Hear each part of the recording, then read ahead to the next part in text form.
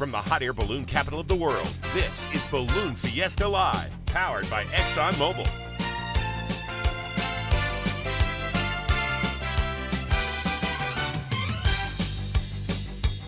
Direct from the rooftop studio at Balloon Fiesta Park in Albuquerque, New Mexico, here are the hosts of Balloon Fiesta Live, Glenn Moyer and Art Lloyd Jr.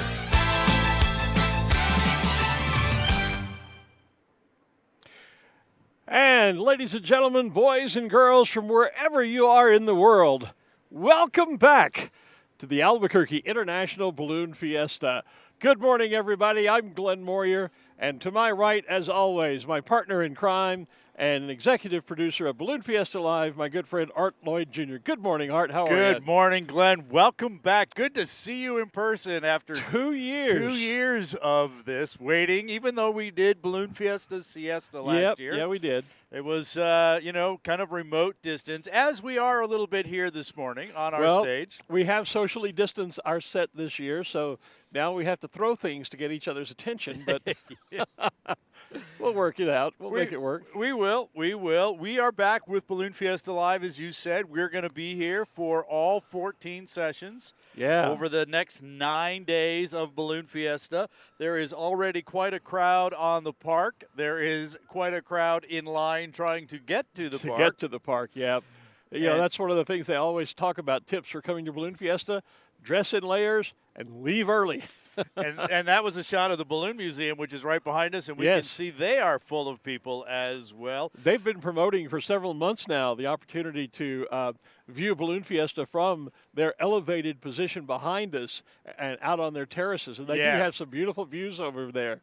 Yep. There's the shot of it. Yeah, look at that. Yep. That's just gorgeous. And there's one of those pylons, the 75-foot pylons. That's right. We'll talk more about that as we get into the week because there is minimum altitude layers that balloons have to be at in certain pieces.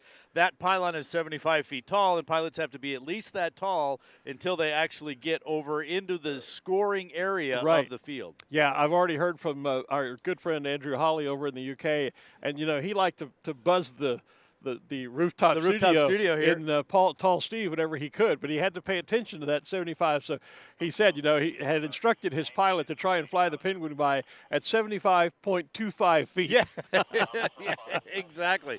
There's a shot of Main Street so we can see the folks that are out here. And, you know, we talked about Siesta last year, and it really has created a huge pent-up demand for Balloon Fiesta. You know, I've noticed that since arriving in town on Wednesday. All around town there were signs, the balloons are back, the balloons are back. And anybody that I would meet, are you here for the Balloon Fiesta? You know, and the whole community, the whole city is really excited to have this event come back as we are. And so it's a great thrill, you know, to be back. Last year just didn't seem normal that, you know, this is my 32nd year sitting up here on this and other towers. And it just didn't seem right to be sitting at my office at home last year. It was fun because the commute was a lot shorter and I could sleep later. I was going to say, I remember you liking that commute. I did, but I missed being up here on the roof in the cold. And, of course, my heater's already gone out. So, you know, hey, welcome to Albuquerque. Hey, at least it's a warm morning here this morning. It is a warm morning this morning, absolutely. It absolutely is. And looking at the forecast, this might be the coldest morning that we have, at least going for several days. They were showing temps really only in the lower 50s, which is very nice and very, very nominal for us. Yeah, it has actually been very warm until just the last couple of days with that front that came through this weekend. Kind of cooled or the last end of the week, kind of cooled things off a little bit. But, yeah, we're looking for some really nice weather. We got America's Challenge going off tonight. And that looks good. Everything's on schedule for that, which is great. Everything is on. We normally have Dawn Patrol show this morning, and we're going to have Dawn Patrol show this morning. But that rain that came through made the field pretty soggy. It did. And so we're on a 5-minute hold on the Dawn Patrol show, not for weather, but for a wet field. Yeah, it's a mud hold. It's a mud hold. Several of the trucks are actually stuck out on the launch field. And so they've been given permission, though. You know, the show must go on. That's There's that old showbiz saying. And so the Dawn Patrol pilots, normally they're all in a nice even line down on row M. Yep. You know, and now we were joking earlier, you know, some are on M, a couple are on P, 1 or 2 are in Q. I think there's 1 or 2 over in Corral. You know, they're going to be taken off from all over, just wherever they can find a spot. But the Balloon Meister has given them permission to launch from wherever they can safely set up and fly this morning. Sure. Hey, can we get a shot of the set here? Let's talk a little bit about the set because we have a brand new sponsor this year. Right there. So ExxonMobil, yeah, which is the parent company of XTO, which was our sponsor for the last 2 years. Well, 2 years ago. And we carried them over. Well, we did. Siesta. That's true. Yeah. It's so common to say last year, and then you think, oh wait, it was 2 years ago that we were here. But we did have them on Balloon Fiesta Siesta last year. You're right. We do. So ExxonMobil, we're glad to have them along. They're going to be. They've got a couple of balloons out here. We're going to put our balloon camera in one of those balloons most of the days this week. Outstanding. And we've added some other camera angles a little bit, as you can see, as you just saw from the set. We're a little more distanced apart. We've got an interview set for when we have guests up here as well. So. Balloon Fiesta Live, now in its 5th year. That's right. This is our 5th anniversary. Hard to believe it's been 5 years already. Well, we were talking this morning before we went on the air. It's like, gosh, didn't we just do this yesterday? I know. On the calendar, it has been 2 years since you and I were sat here on the roof together. It has. And yet, as we were talking earlier, it's like, it doesn't seem like. It seemed like it was just a few days ago we did this. And I'm not sure what that speaks to. Well, means time we've been flies. here for a while, but time does fly. And that's still the theme this year. It was going to be the theme last year. We've rolled all that over this year. That's right. Let's make that one point clear. This would have been, sans the pandemic, this would have been the 50th Balloon Fiesta. Yes, it would. But it's not. It's the 49th Balloon Fiesta. Is it the 49th or the 49th.5? Well, here's how that works. Tell me the story about that .5 stuff. Last year, we postponed the event, moving the 49th from 2020 to 2021. Right. However, we had already released some 2020 pins with the number 49 on them. So they say 49 and they say 2020. Well, now that it's 2021, how do you release a 49 pin with 2021 on it and not confuse folks? Right. So most of the pins and merchandise did not get distributed in 2020. Right. So it's back. But the things that did get out in 2020 are now basically marked with 49.5. Okay. So it's a marketing differentiation type of setup. But for the record, this is the 49th Balloon Fiesta. It is. And that next year will be the 50th. Right. And that also means next year is the 50th anniversary year, because the first Balloon Fiesta was in 1972, so 2022 will be the 50th anniversary. Outstanding. So it all lines up. And America's Challenge, which we mentioned, this year is 24. So next year with the 50th Balloon Fiesta, it'll be the 25th America's Challenge. We're the ones that are off. We should have had well, 5. that figures. People knew that coming in, Hey, and not only are you and I back, but we have the rest of our Intrepid team with us. We've got our great production staff with us, of course, but we also have our Intrepid field reporters, Ruth Lind and Kim Vesley are both with us. And I understand Ruth is already down on the field and working hard and has an interview for us. Ruth? Perfect.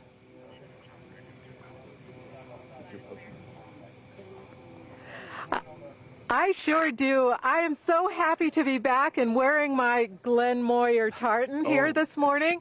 I'm with John Paul Mares and his crew. John is all set up and ready to go, and you're back at Fiesta. Tell me about what that's like for you. After missing last year with COVID, coming back to Fiestas are everything that we all enjoy to do around and just have fun. And it's kind of family tradition that we like to all be out here together and enjoy Balloon Fiesta. How many Fiestas have you come to? I've been involved in Fiesta since '97. I've been a pilot since 2012, and we just enjoy Fiestas. Have you been able to fly much during the pandemic? We flew when we could, off and on, not a lot, not as much as we wanted to because of all the restrictions, but we did do our best to try to fly, yes. Well, welcome back to Fiesta. We're so glad you're here, and thank you for your time this morning. Glenn and Art, roll on. There you go. All right. Thank you, Ruth. And thanks for the shout-out about the Glenn Moyer tartan. We'll talk about that a little bit later because something special is happening here this week with that, I'm pleased to say. And I, of course, walked out of the hotel room and forgot to put mine on today. So I figured it'd be warm enough that I would wait till later in the week. Yeah. But I hadn't looked far enough, and you said it's going to be nice and warm. So well, for the next several days, it looked like the lows are only going to be in the mid-50s. So it might have to be just costume wear, you know. Well, we'll figure that. We'll make that work. But we'll talk about that a little bit more because we are doing something special with that I'm real pleased about this year. So I heard you were talking to Dawn Patrol while Ruth was on. Is there any update on that? Where are we? We're going fans on in 5 minutes. 5 minutes, okay, 5 cool. minutes to fans on for our Dawn Patrol show brought to us Look by at that live shot Route along Main 66. Street Yeah. already. There's people here pouring in. And there they are waving at us. Yep. Oh, and by the way, you can watch us if you're on the field. You don't have to find the rooftop studio and stare up into the heavens to see us.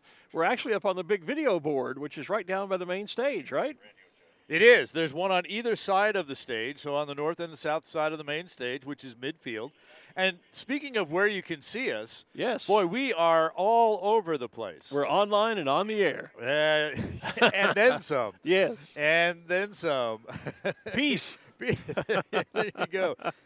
Yeah, I hope they're taking the video. It looks like they're taking the video board there as well. Yeah, they're all watching the board. You're on. They see themselves up on the video there board. You go.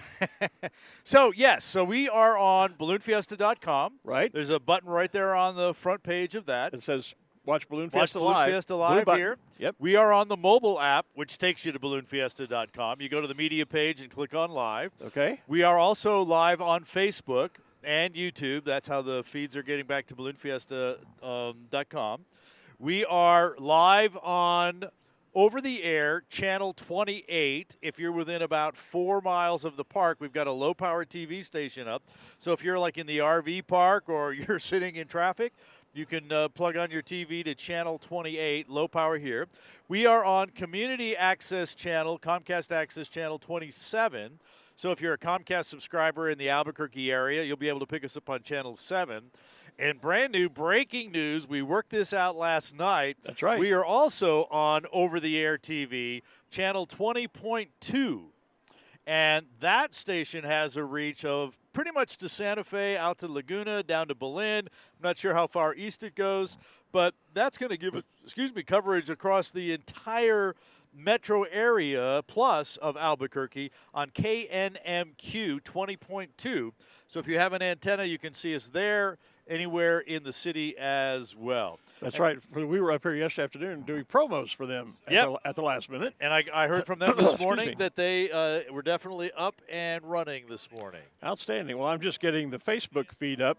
The one thing that we know that I should mention that's fun, and the reason I want to get the Facebook feed up on my phone is because there is a chat room there, and you can actually chat to us. We don't always have a lot of time to get back to everybody, but we try occasionally. But it's fun to watch that because people check in and tell us where they're watching from, and we get people checking in from all around the world, and so that's the fun part of the Fiesta feed there. I can't seem to get it to roll live. There it is. Yeah, it keeps locking up on my phone, but that could be. I managed to have it here, and could be because I don't have. Maybe I'm not connected to Wi-Fi. I'll have to check that. So it looks like there might be a. It'll straighten out here. It seems like it rolls. It's rolling and stopping and rolling and stopping. It looks like. So yeah, kind of a. Hey, after 2 years, you got to expect a glitch here. Even mine's a little jerky here. Well. Yeah. Balloon Fiesta brings in its own network team to be able to put up a nice, strong network here. But it still depends on network elsewhere and other pieces. And so, and with, we could easily have 80 to 100,000 people out here this morning. Yeah. And every one of them is carrying a internet device. Right. And a cell phone. And they're all taking pictures and streaming them and all those other types of things. So we'll get them. It'll get settled out here as we move forward. And then to make a totally inappropriate political joke, so many of us have been vaccinated and now have trackers implanted in us, and so. Jeez. Had to go there, didn't you? Had to go there, get it right out on the open. But hey, seriously, we should mention though, we are still pandemic cognizant, and to that regard, here at Balloon Fiesta Park. When you are indoors, you are required to mask up. Now, you and I have purposely expanded our set, so we are socially distanced as much as we can here up on the rooftop studio. But if you're indoors at any Balloon Fiesta function, you are required to mask up. And we recommend that if you get out onto the field, as people do, and you find yourself in a really tight crowd, we would recommend you consider masking up then. It's not a requirement, but we certainly recommend it. Try to keep socially distanced where you can, but we know with tens of thousands of people on the field, that's hard to do. But as a note, if you are indoors at a Balloon Fiesta function, you are required to mask up, as that is a state mandate right now. So do bring a mask out with you, although Yes. we have a few 100,000 of them at the gate. We'll give you one if you don't have one. So best just to bring your own with you, and then again, do what you need to do to be safe, as well as you're following the state mandates as well. So I have 6:15. Let me check real quick with Dawn Patrol, make sure they're ready. Okay. While he's doing that, I'm watching the live feed. We're back down on Main Street. And the sun's still obviously not even thinking about it. We've got a nice little, what is that, a quarter minute? It's not even a quarter, just kind of a little sliver moon up there above us as we look out to the east and to the Sandias, which are still hidden in the darkness. There's folks seeing themselves again on the big video board. That's going to be the big selfie thing this year, I think, is people taking selfies of themselves, seeing themselves on the on the video board. So, wave and have fun, folks. It's so good to be back and be amongst the crowds, and the energy that we feel here at Balloon Fiesta Park is just astounding this morning. It does not seem like it's been 2 years since we were doing this, even though it has been. And so it's been great arriving in Albuquerque and seeing the support from the community that we've had. We have, I think, 550 balloons is the number that's being tossed around.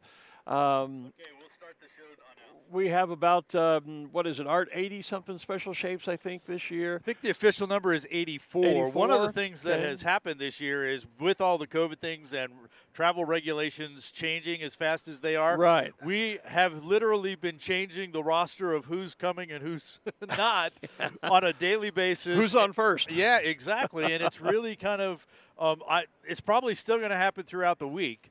But I know as late as about midweek Tuesday, we were still making adjustments to the lineup there as well.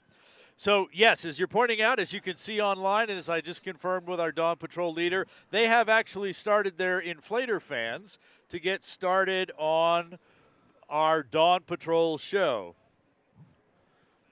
And is that my cue? That was your that was my cue? That was your cue.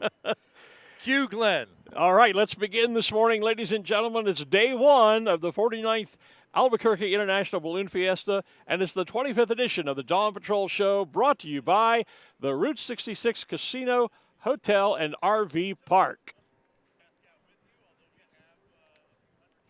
The Albuquerque International Balloon Fiesta is by far the most highly recognized ballooning event in the world. It began 49 years ago to celebrate the 50th anniversary of radio station 770 KOB, now known, of course, as KKOB. That little gathering of just 13 balloons has now blossomed into what you'll be enjoying here today, and as we were just saying, about 550 balloons. We'll be listening this morning to hear each of the pilots in the Dawn Patrol reporting that they are cold-packed and ready. That means that their aircraft is full of cold air, that they've forced into the balloon by a gasoline-powered fan, and that the pilot is at his or her burner ready to turn on the fire and hot inflate. Now, once the balloons are upright, they'll perform something of a mini balloon glow, lighting up the envelopes with their burners and giving you a great photo opportunity this morning. Soon they'll begin to rise into the pre-dawn skies to show us the way and what direction the winds will take all of our balloons today. So stand by for the stand-up and the launch of this morning's Route 66 Casino, Hotel, and RV Park Dawn Patrol Show.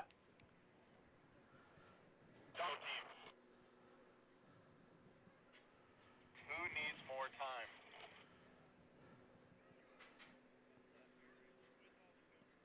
Beautiful sight on the feed there with some of the Dawn Patrol balloons inflating. The cameras always make things look so much brighter and lighter than they really are. It's not that light. I cannot see those balloons from where I am here on the field up on our rooftop studio. So it's not nearly as daylight as those pictures make it seem. Thank you, technology. That's it. And we're just moments away from them actually standing them up. But it's good to hear fans running again and to see everyone out here.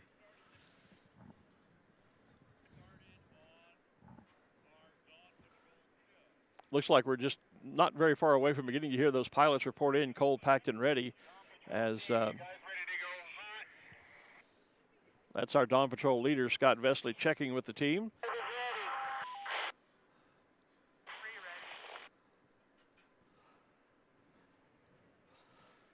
Not everybody is thrilled with the Dawn Patrol show. Some folks doing some shopping still. All right, ladies and gentlemen, it's time to pay very close attention. The pilots are now going to begin their flicker burns to add heat into the aircraft. These are short bursts of propane-fueled flames that are illuminating the Dawn Patrol balloons. They're spread across row M of Balloon Fiesta Park and maybe row P, maybe row Q. They're just kind of wherever they could get this morning because of the soggy field. With more heat, the balloons will begin to rise together, so let's get them up.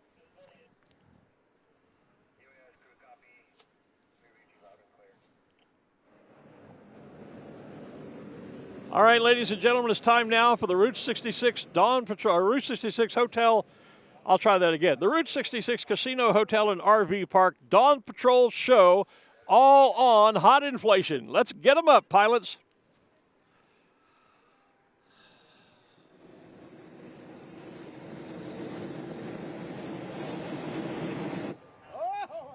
How about that? Yeah, look at that. Awesome. Balloon Fiesta is back. Definitely. Wait on, everyone. Whoa, sorry. Somebody adjusting something there. Yep.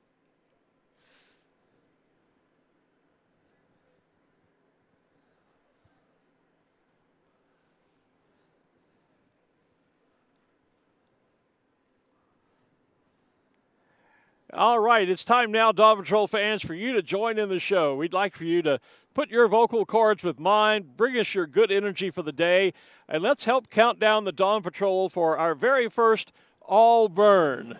So, pilots, let's do the first all burn of the 49th Balloon Fiesta in 10, 9, 8, 7, 6, 5, 4, 3, 2, 1, all burn!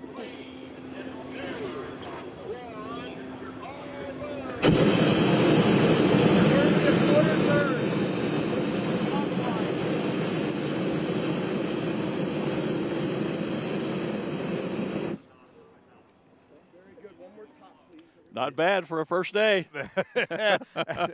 Without 2 years. Yeah, with 2 years without later. 2 years of practice. That's it. And it's time now, ladies and gentlemen, to say hello and to welcome our Route 66 Casino Hotel and RV Park Dawn Patrol show pilots. Let me introduce you to the team. Dawn 2 is Scott Vesley, our team leader and producer of the show from Frisco, Texas, flying Lighthouse Business Information Solutions. Dawn 3 is Rick Jones from Concord, New Hampshire, flying Polar Dawn. Dawn 4 is Andy Wayner from El Paso, Texas, in Hubba Bubba. Dawn 5 is Greg Lindsay from Stafford, Arizona, flying Floating Oasis. Dawn 6 is Tim Taylor from Holiday, Utah, in D3.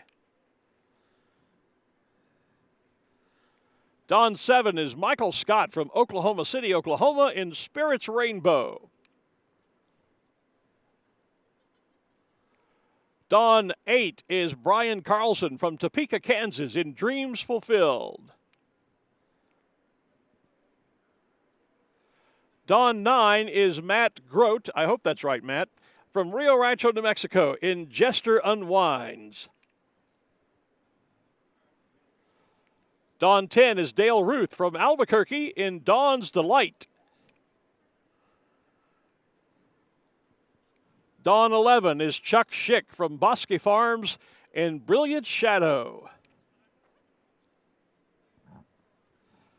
And rounding out the team, Dawn 12, Ron Thornton from Littleton, Massachusetts in Peanuts Forever.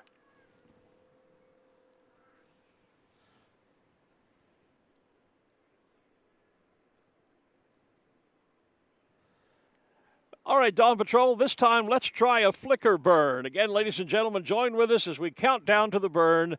A flicker burn in 10, 9, 8, 7, 6, 5, 4, 3, 2, 1.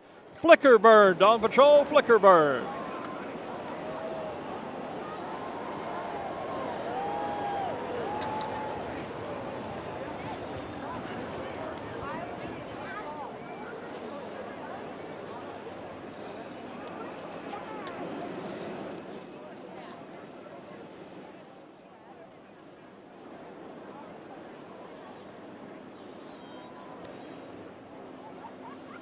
And now, ladies and gentlemen, the passengers have loaded into the baskets. The pilots and crew have readied their aircraft for flight. It's almost time to send them aloft. But as we go, we need your help. The balloon crews will need to pack things up and get out of the park and give their balloon pilots chase. So we ask that you please give them room to move the vehicles, and if asked, please clear a path. One more time for an all burn and the start of our Dawn Patrol show launch.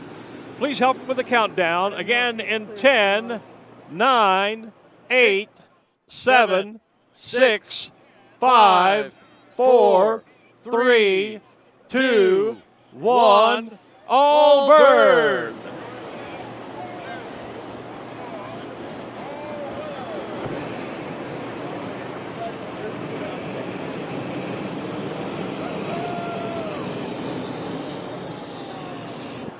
Ron. Yes. Oh, hi. Hey, how you doing? Good. Do you have time to do a quick Sounds Balloon like a- Fiesta launch?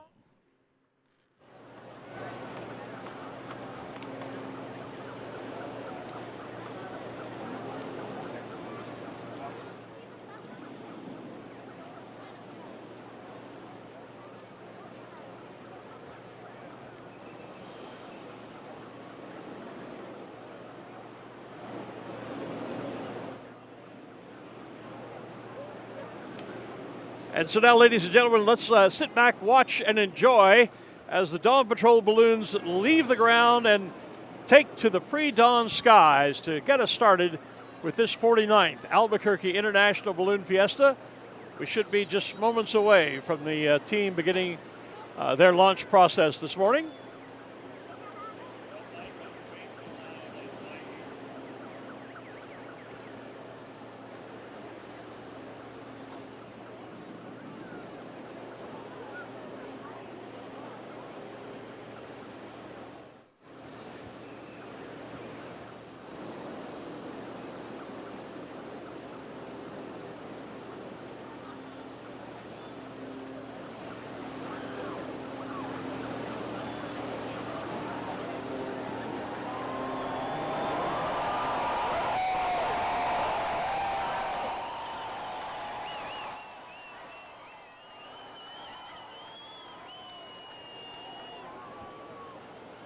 And we're away.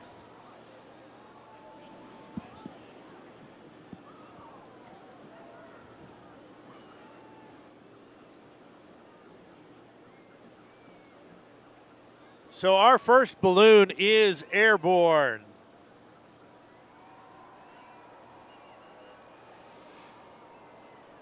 And as our Dawn Patrol gets airborne, we understand Ruth is live with one of the pilots. So, Ruth, take it away. Go away if you need us to. Okay, we're good.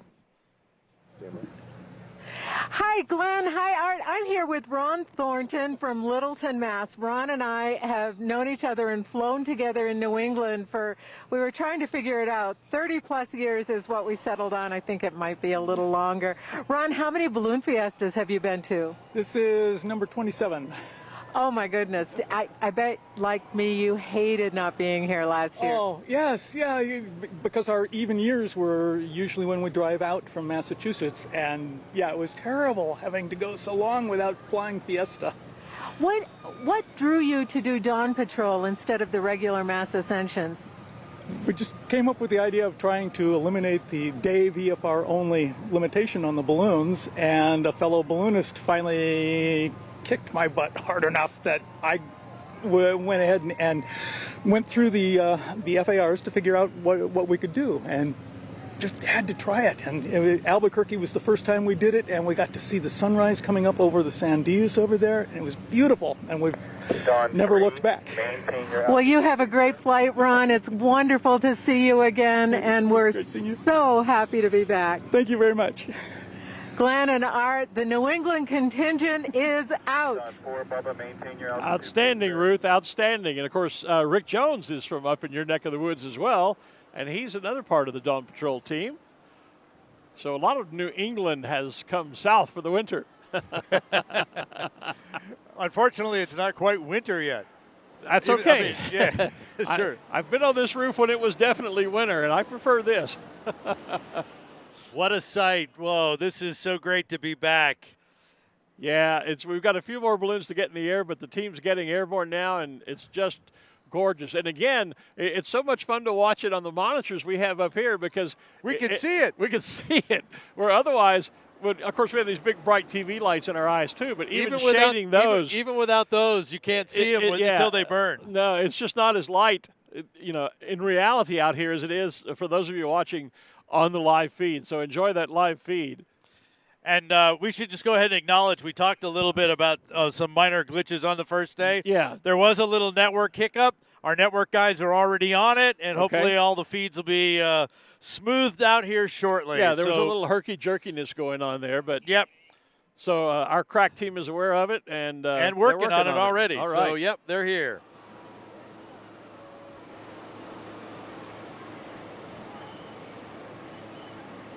Oh, this is great.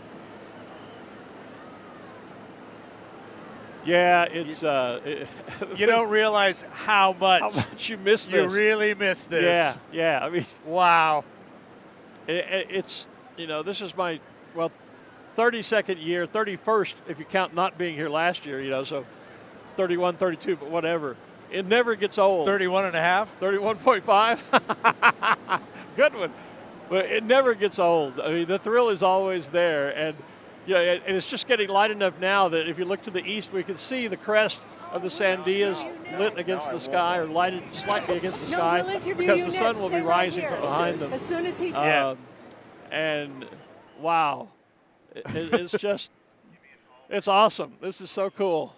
And Ruth was talking with Ron there about the VFR restriction, visual flight restrictions during. Right. It means you have to fly during the daytime. Right. So, yes. Which means sunrise, which we're not there yet. That's correct. And so that's why you're seeing those white lights hanging from the bottom of those balloons. Yeah. That's one of the requirements when you do fly in the dark, and you can only be up about 30 minutes or so, an hour before sunrise.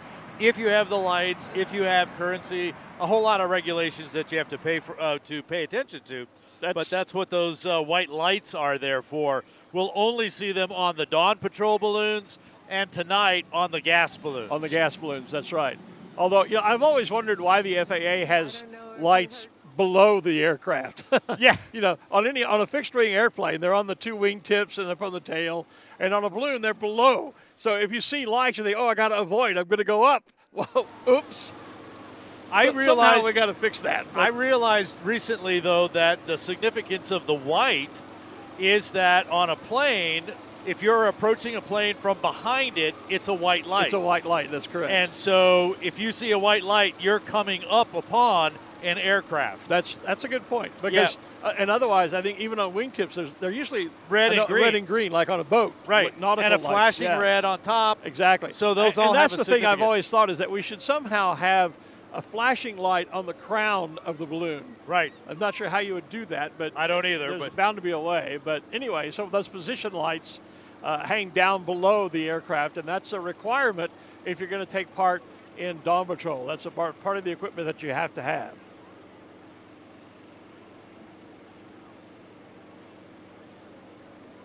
So the Dawn Patrol balloons that are in the air this morning ahead of our mass ascension, drifting very, very slowly to the southeast this morning.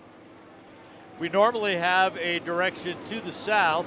I see one of them is up higher, and he does not have the southeast. He has more of the south. It looks like Scott is directly up above us now. Yep, he is, and I was looking out a little bit. So that first 300 feet has got a little bit of east in it, southeast, And then if they get a little higher, they'll go south. And that's one of the advantages of the Dawn Patrol team, is that we can see what the winds are doing at altitude, both in speed and in direction. And so, ladies and gentlemen, with the launch of our final balloons, our sponsor, Route 66 Casino, Hotel, and RV Park, is proud to present the Dawn Patrol Show.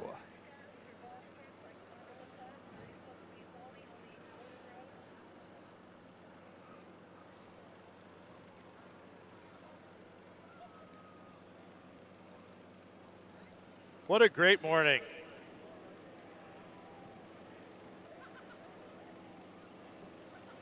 And now I already see, well, that's interesting. Wow, that's you. That's us. That's new.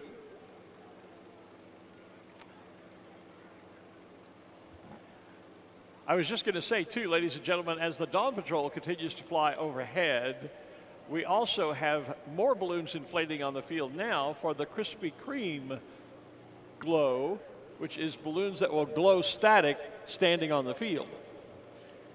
Yes, they'll do. Well, they'll take off, but after the balloon of the day. But yes, but right. they'll do a little glow here on the field as well. They'll join the early launch of the mass Ascension, but the glow part is land-based for them, right?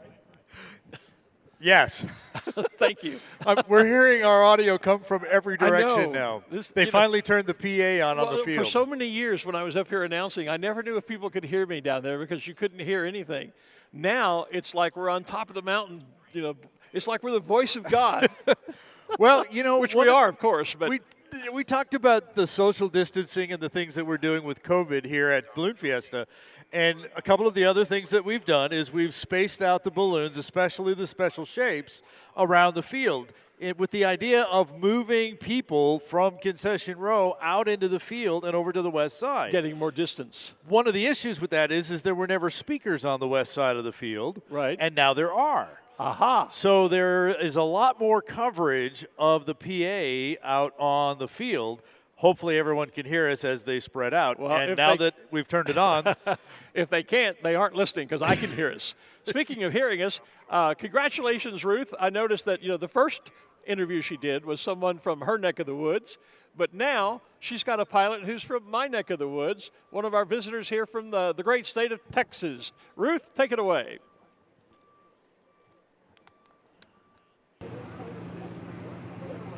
Well, actually, Frank here is not a pilot yet, although he is from Texas, but he said something to me after we spoke with Ron that just made me want to put him on the air. So, Frank, say it again. Well, I'm ready to get a balloon now. This is my first time to do this, and I think it's just fantastic. I'd love to have one. What brought you to Balloon Fiesta for the first time?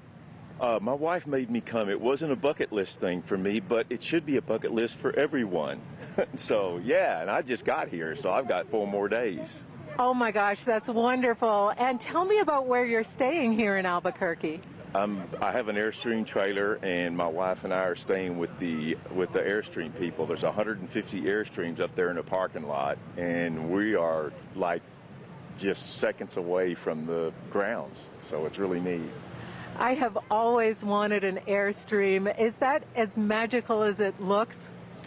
It's pretty neat. The greatest thing about the Airstream, I think, other than just the heritage and the history, is the people. It's a pretty tight-knit community, probably just like balloon people, and it's a lot of fun. Well, that's wonderful. Frank, it's so great to see you at Fiesta. We hope that this will not be your last Fiesta, and next year maybe we'll see you back here with a balloon. What do you guys say, Ken and Art? I think he should come back and come back as a pilot. I promoted him. I didn't realize he wasn't yet a pilot, but that's okay, Frank. You're from Texas. That's what counts.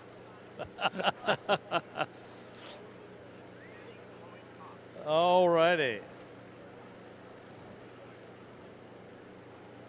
I was about to do the last line of our show for the Dawn about them drifting away. They haven't drifted away. They're not. They're not going anywhere. They're just hanging out. And they are doing They are doing little glows, little flicker glows, and all burns in the sky. Just as you started talking, they were doing an all burn there. And those are being orchestrated by team leader Scott Vesley.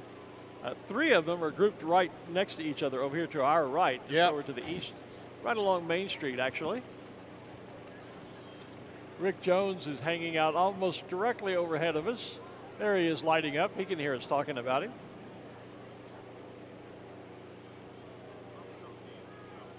Here comes a flicker from the Dawn Patrol's team. There they go. Flicker burn. There they go. Boy, in just the last few seconds, look how much the sun has begun to light the backside of the Sandias now. The crest is really visible against the darkness of the sky over there. So dawn is about to, as the Cajuns used to say, dawn is about to make his crack in the little sky. Sunrise officially 7:01 this morning. 7:01, right.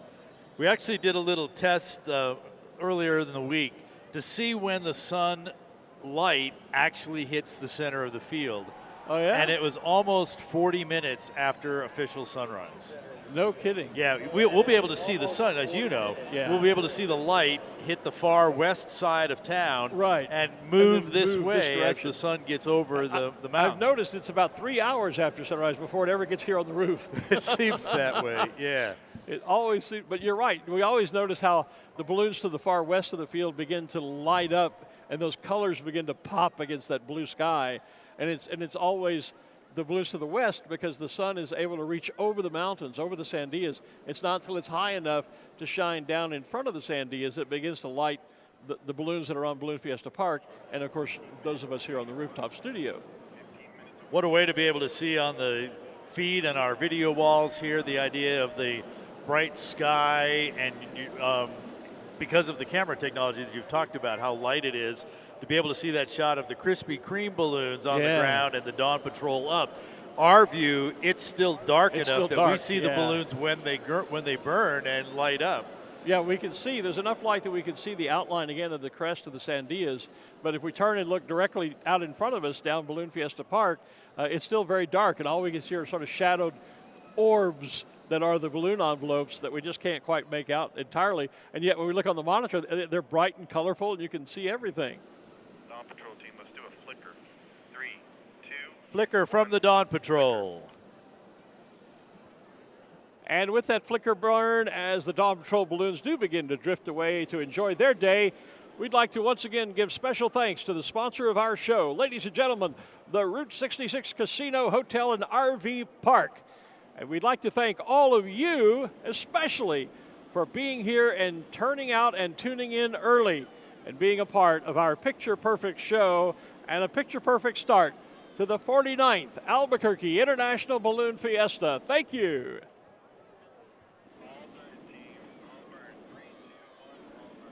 And an all burn from our Dawn Patrol team. Yeah, right amongst the moon up there. It's still with us this morning. Yeah.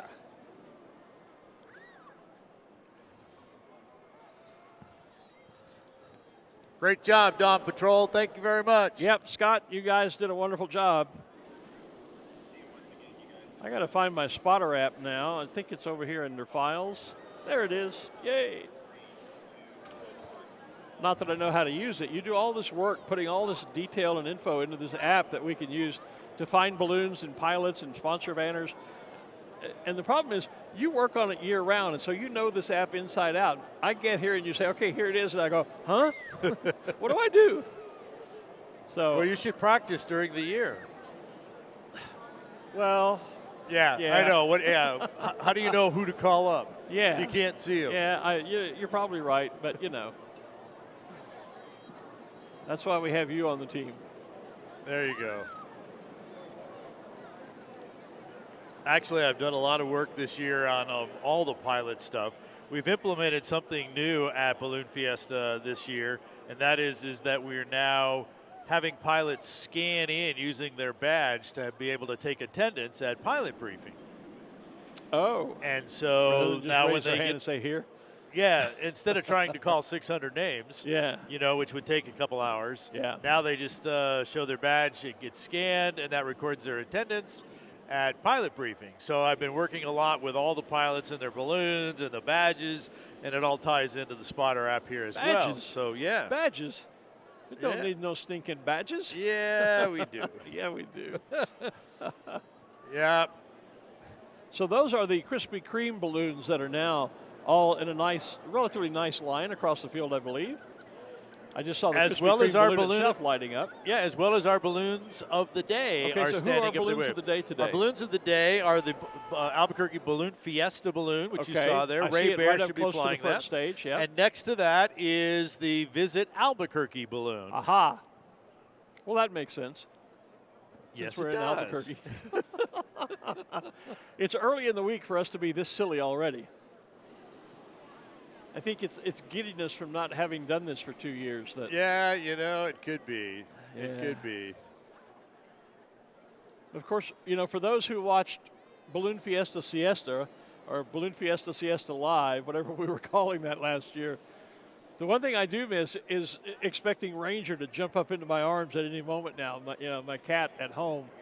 Last year he became quite a star on Balloon Fiesta Live, as I was working remotely from my home in Keithville, Louisiana, and Ranger would just, my big Maine Coon cat, would just kind of jump up into my arms and appear whenever he felt like it. Well, he's at home and I'm here, so we won't be seeing Ranger this year. But his picture made the paper, the Albuquerque that's what you Journal. keep telling me, and I haven't. If anybody's got a spare copy of that supplement from the Albuquerque Journal, I really would like to see that. I haven't seen it yet, but I understand Ranger got his picture in the paper. He's a star. He's going to be wanting a raise any day now, probably. He is. Yep. He's. Like I told you yesterday, there are 3 pictures with the article. Yeah. You're in all 3. Well, of course. I'm in 2. I got bumped out of the picture by Ranger on the 3rd one. They put the one with Ranger in there. So. Yeah. But, no, a nice article in the Albuquerque Journal. You actually can see it online, I think. So, well, I'll have to look for that a little bit later. ABQjournal.com. So we appreciate Tanya doing the time. Hey, and a shout out to our friend Tom Garrity, who also had us on pre-Fiesta as guests to talk about Balloon Fiesta Live on the Lift podcast, Off Lane. Lift Off Lane podcast. A view from Lift Off Lane. You betcha. 5 years, we're getting old. We were old before 5 years ago. Well, some of us were anyway. Okay, we're getting known maybe. Maybe that's it, yeah. While we have a couple of minutes, I haven't been able to get my feed running. I'll look at it so I can see who's in the chat room this morning. But wanted to give a quick shout out to, we mentioned earlier, Andrew Holly from the UK is not here. His lovely daughter, my English niece. Hi, Roma. Hope you're watching. She was drawing unicorns earlier this morning. And we have a unicorn special shaped balloon here, by the way, that we'll be seeing at some point this week. So a shout out to Roma. And also had a note from my friend Kim Careside over in Scotland. And he and his lovely daughter Freya and son Carson, I hope, are watching this morning. So hi, Kim and family. So the couple of other folks who have checked in here, at least on the YouTube side here, we've got Wisconsin, although they're formerly from Albuquerque. I see Poland online, Colorado, more Colorado, and South Carolina. And here's Ireland, Claire from Ireland.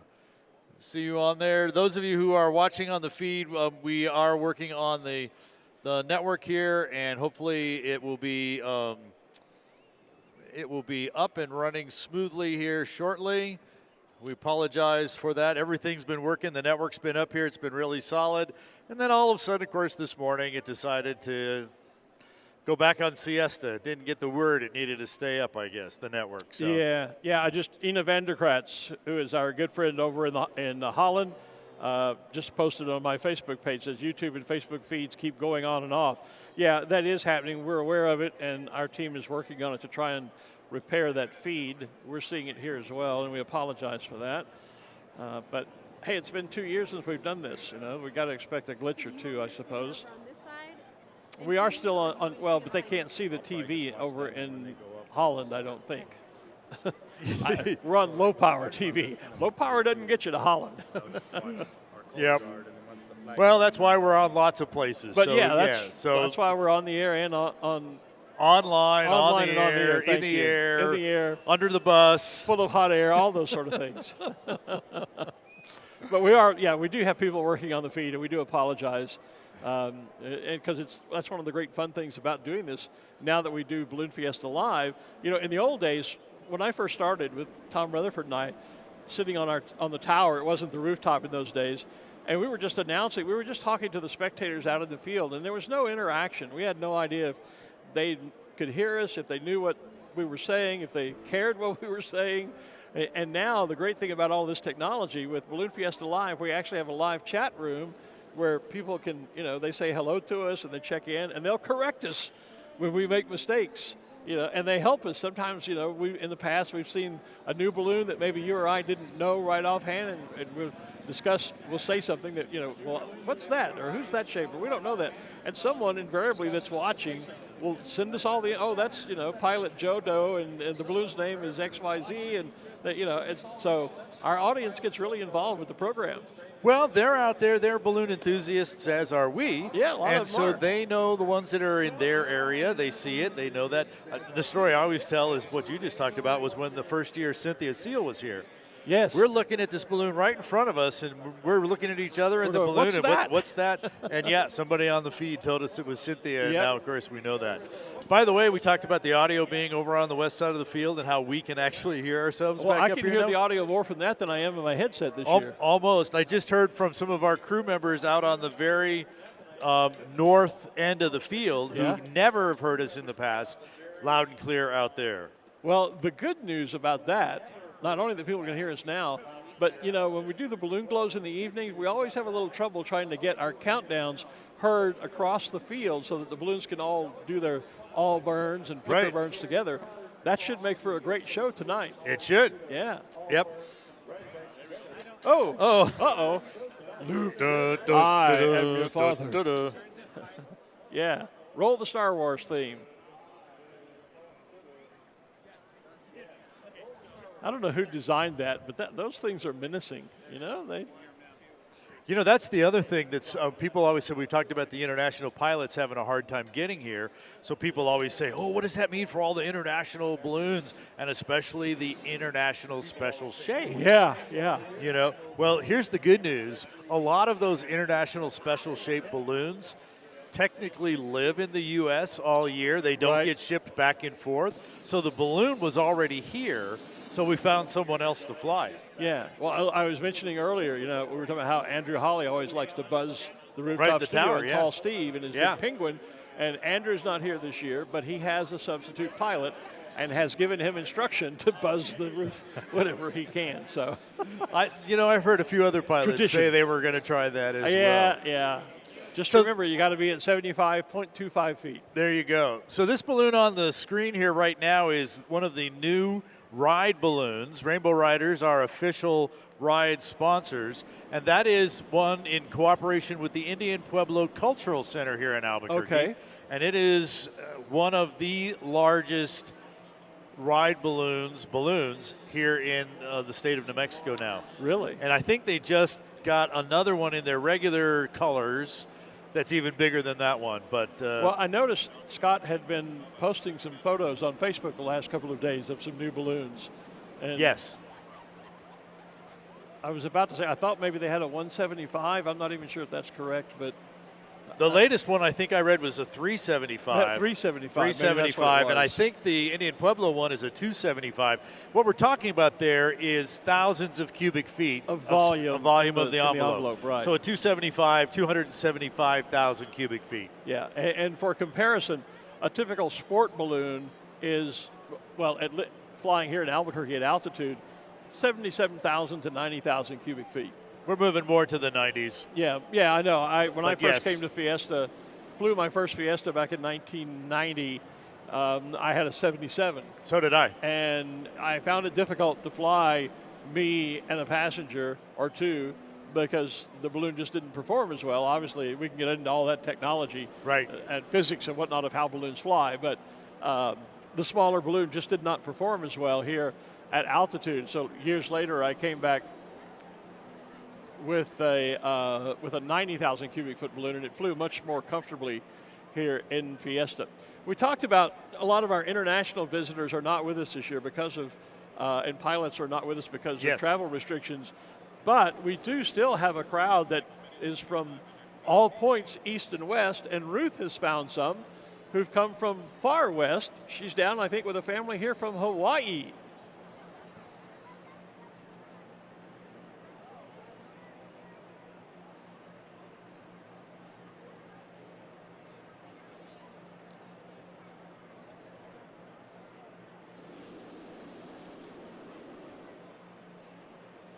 You guys, it's so good to be here. I just ran into Dason and Jet and their lovely family.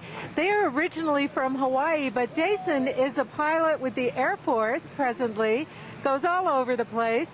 And Dason was just asking me about getting his pilot's license for a balloon. Oh. What made you think about that, Dason? Oh, pretty interesting. Mostly in a fixed wing, but maybe someday we can come back here and fly a balloon at the Fiesta. So, and I can see our daughter is very interested in it too, so. Yeah, the baby wants to be a pilot too, and Dason currently lives in Massachusetts, the family does. So I was hooking him up with Ron Thornton, who we spoke with a little bit earlier. Is this your first time at Balloon Fiesta? This is our second time. This will be our first time with kids. Last time we were here, my wife and I, we were here right after college. But now we're excited to be able to share this experience with our kids. Hopefully they remember it. That's just wonderful. Thank you so much for joining us this morning. Back to you guys on the tower. Thanks, Ruth, and welcome to the lovely family here from Hawaii. That's quite a journey to make. Glad to have them here with us. Looking at the clock, we're just a few minutes away from, I guess, the official start of the morning being the national anthem, the launch of the balloon of the day, and we have our chili flight flyover this morning. Yeah, Yep. So lots of excitement about to get started, to officially start this first day, and yet we're already off to a flying start. Although I noticed Dawn Patrol is gone. They have drifted away. There's no more Dawn Patrol up above. Don't know where they went, but they've gone.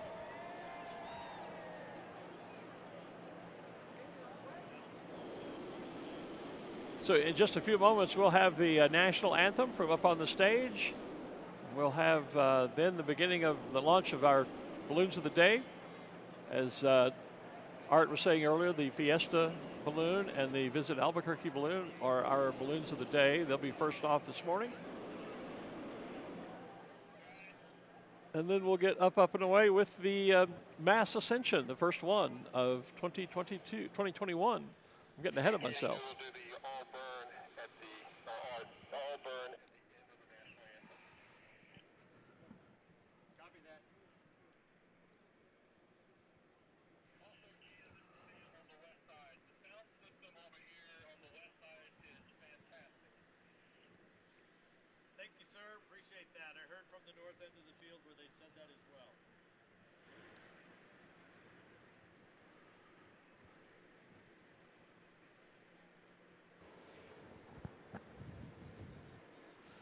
So, ladies and gentlemen, it is now time for our national anthem, performed for us this morning by Bobby Garcia.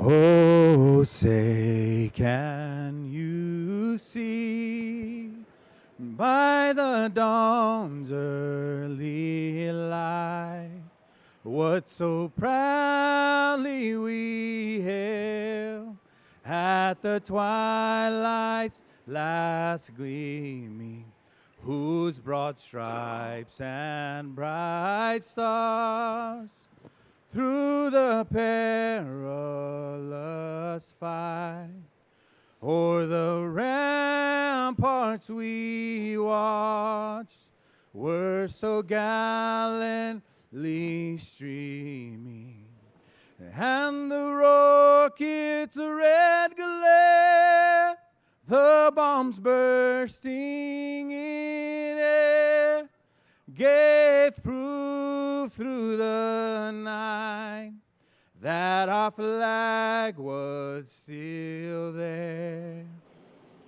Oh, say does that star-spangled banner yet wave o'er the land of the free and the home of the brave. And high overhead, the Chili Flight with a flyover and our national anthem, ladies and gentlemen. Wow. Welcome to the Albuquerque International Balloon Fiesta, day one. We are back, baby. Take that, NASCAR. Wow. Wow.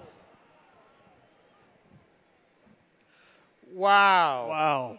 And, Yeah, just and wow. that's not all. There's more to come. I don't know, I could take more. Whoa. That was awesome. Wasn't that cool? I don't know if we had it all on the feed at the same time with all the burners going and the aircraft coming overhead and the balloons of the day with the flags. Man, that's ceremony there. And our national anthem from Bobby Garcia, a first responder in his own right. Thank you to all the first responders who have helped us get through the last 2 years and, of course, all the time.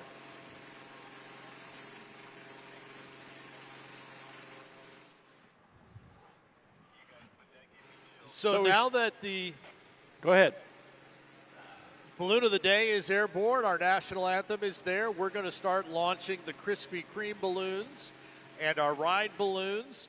That was also the cue for all of our regular shaped balloons to go ahead and start inflating their balloon as well. So we are definitely underway for the 49th Albuquerque International Balloon Fiesta. Well, Thank and I've you been all watching for this joining balloon us. directly in front of us that looks like Captain America's shield. Do you know which balloon that is? Yeah, Which one are you pointing the star to? on the top and the red and silver circles around it, right here in front of us. Oh, this one right here. Yeah, right here. The one on the screen. How can you miss it? That one right there. You want me to look it up? Well, you know how to use the spotting app. I'm not, I'm just figuring it all out. I'm still watching the big picture Well, here. quit watching and get back to work. We're not here to spectate. So tell me, how would I find that in the app? There's the balloon we were talking about earlier. It's silver, red, and blue. So in the box, you type in blue, red, and silver. And what? The box And that of course, says if you don't- notes? Which box? The one that says tap in this box, enter Oh. search terms. Okay, right. Live tech support across the world. Yeah. Spotter app for dummies. And then do I tap in that box or do I hit enter? Yeah, once you tap in there, type, and then just tap out. Tap out out. of the out of the box. Outside the box. Outside the box. Picky. Aha. But I typed in blue, red, and silver, and that balloon doesn't show up. So I don't see that one in the app. I told you things kept changing daily. So how do I get back out of the app now? Just tap into any of the balloons and you'll be back. Tap the details on a balloon. There you go. Whew. Having to learn computer tech while on the job.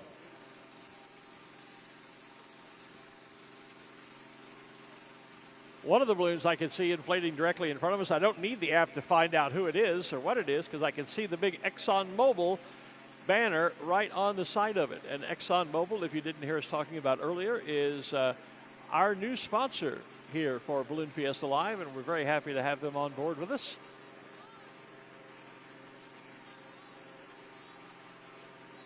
So they will be our pilot of the day, flying the ExxonMobil balloon. The Rainbow Rider balloons are also getting airborne now out and around the middle of the field, and it won't be long before we'll start launching our mass ascension. We will begin, I know, up here on row A. The field is laid out, ladies and gentlemen, alphabetically and numerically. So I have to get my bearings. We're on the south side. So south to north, it's A, B, C, D, E, F, G, etc. And then east, which is the mountains, to west, it's 1, 2, 3, 4, 5, 6, etc. So it's a grid. So pilots are launching from like A5 would be like the front row in the middle of that row. And each pilot is assigned a specific launch site that they are to inflate and launch from. So the A row is the one that is closest to us.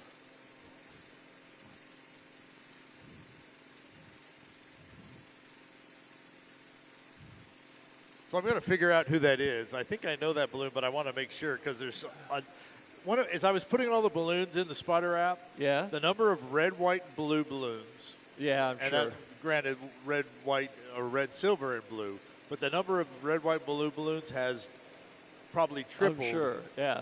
Yellow is red, always white, still blue. the most. Yellow is always a Yellow popular is always color. the most popular. And then there's the dreaded rainbow-colored balloons. Yeah, And, the multicolored of course, ones. The multicolored one, that's always the kicker.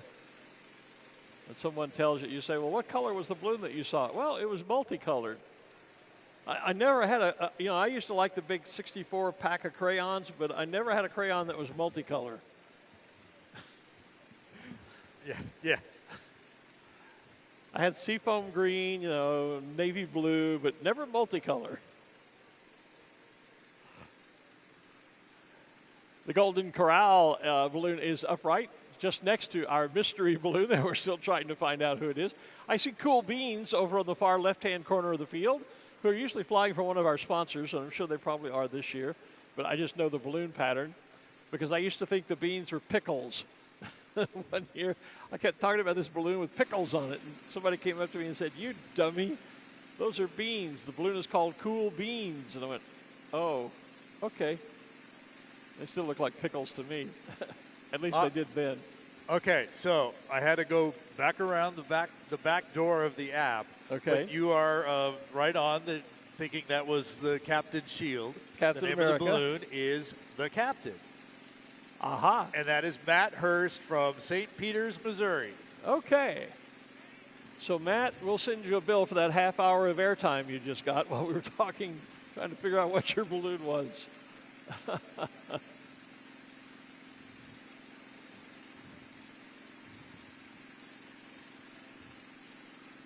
Looks like perfect flying conditions this morning, especially right over the field here.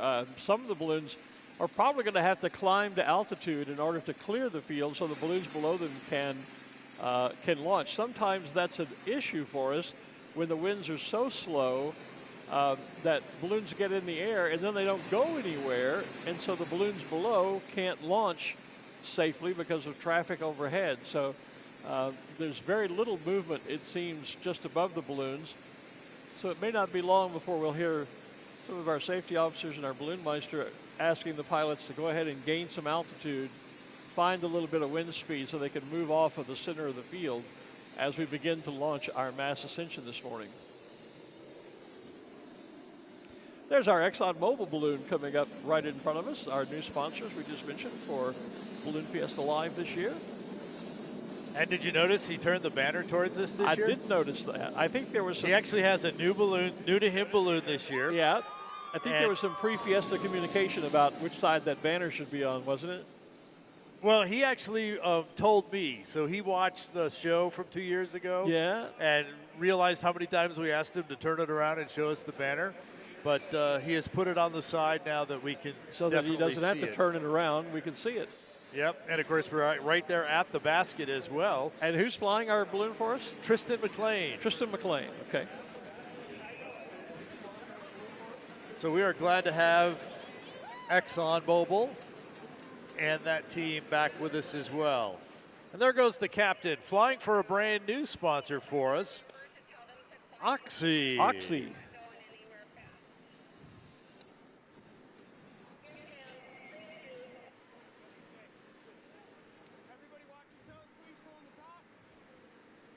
Oh, I just got a message from a friend with a photo that says, listening to you while I am wearing my Glen Moyer tartan. You guys are sounding good. Thank you. What a great picture. So it's not just the Balloon Fiesta staff, air staff, who will eventually be wearing the tartan. Whoa, look at the contrails. So our chili fright folks are back. That's something new, something else you were saying. This is the other thing that we're waiting for. A little skywriting this morning. They're actually drawing a heart. I heart Albuquerque. That'd be hard to write out in the sky, but we could do the heart. Look at that. If you haven't looked up, ladies and gentlemen, look up high above you. Look up high. And there is soon to be a heart in the sky. They're just about to join at the tip. And done. Awesome, awesome, awesome. The heart symbolizing the love that we have for all of the first responders, all of the folks who have worked so hard to keep us all well, safe, and getting us through this thing we call together. COVID, and bringing us back together. Without their work, we would not be able to be here and enjoy this beautiful sport. And that's not just for those here in Albuquerque, but for first responders and frontline workers all around the world. All around the world, absolutely. Thanks to the Chili Flight, to the Chili Express. Nice job, Chili Flight. Bringing the heart back to cap off our opening ceremonies here on opening day of the 49th Albuquerque International Balloon Fiesta. We are definitely underway. Our ride balloons in the air, our Krispy Kreme balloons in the air, and we're already starting to launch all of our other competitors, our flyers as well. Competitors, everybody, fun flyers, everybody flies from the field today. Away all balloons, yeah. And I suspect because of the conditions being as nice as they are, we'll probably start with the launch of the Mass Ascension at both ends of the field. It used to be we started at, well, the middle, yeah. It used to be that we started at row A and worked our way back sequentially, A, B, C, D, E to the end of the field. And then we came back up and started over. At one time, we had as many as 3 waves to clear the field. Now the field is so huge, and when the conditions are right, we can launch from the front row, the front half of the field, and then we start about the middle row and launch the back half of the field simultaneously. So we're actually getting launches from both the front and the back half of the field at the same time. We have about 50 or 60 launch directors out there. They're in various shades of black and white. And I say it because they all dress up their black and white. There are lovingly called our zebras. Yep. They are the ones controlling the launch. You may hear whistles going on in the background. The whistle is to get folks' attention, to clear a space. They'll get a thumbs up to the pilot before they can actually lift off.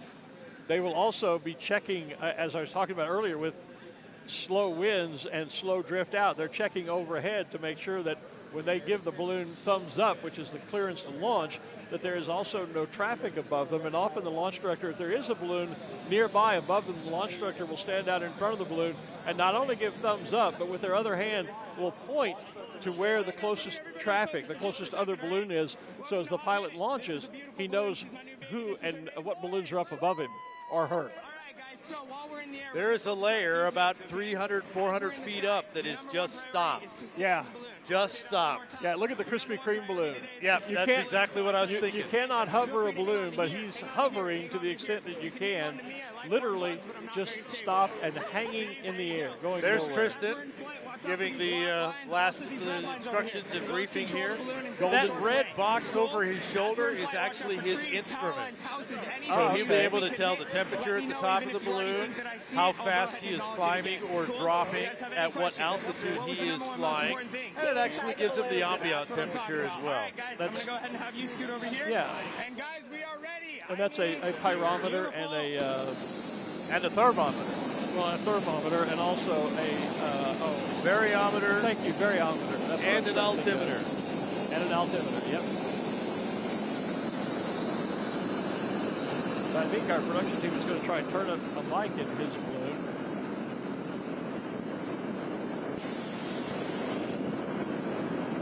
Meanwhile, Golden Corral. Looking right up into the balloon. Yep. just to our left here, the Golden Corral balloon now for Golden Corral restaurants. Beautiful yellows, oranges, reds, blue, blending into blues and blacks at the top of the balloon, just passing overhead, just off to our left. Golden Corral flown by Rex Jennings from Vernal, Utah. Good to see Golden Corral here. I was talking about cool beans earlier, and they were inflated. Now I see they're deflating, so maybe going to do a retake on that. One of the Rainbow Rider balloons is in the sky. The one thing that I do know, it's been 2 years since I've really done any balloon announcing, and I'm finding that I see a balloon and I know the balloon, but I'm having to think, okay, now who is that? Yeah. Used to it just came naturally. Now I got to get the old gray cells working a little more than they've had to. Because some of my familiarity with the pilots and their balloons has kind of worn, it's shaking off the rust, I guess, you would say. So we talked about making clearance here. They're actually walking the ExxonMobil balloon yeah. over to the side because there's a direction to the southeast, and the balloon is too close to another one standing up right there. So there we go. They've walked him away, and our ExxonMobil balloon with Tristan McLean at the helm is now airborne.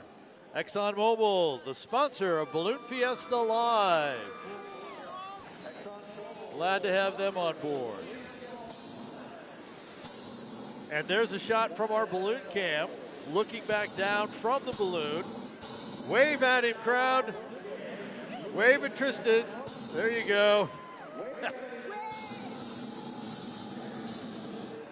Look, Mom, I'm on TV.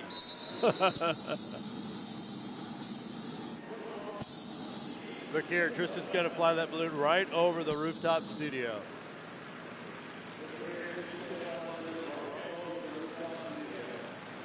So now you are airborne from that balloon right there, ExxonMobil.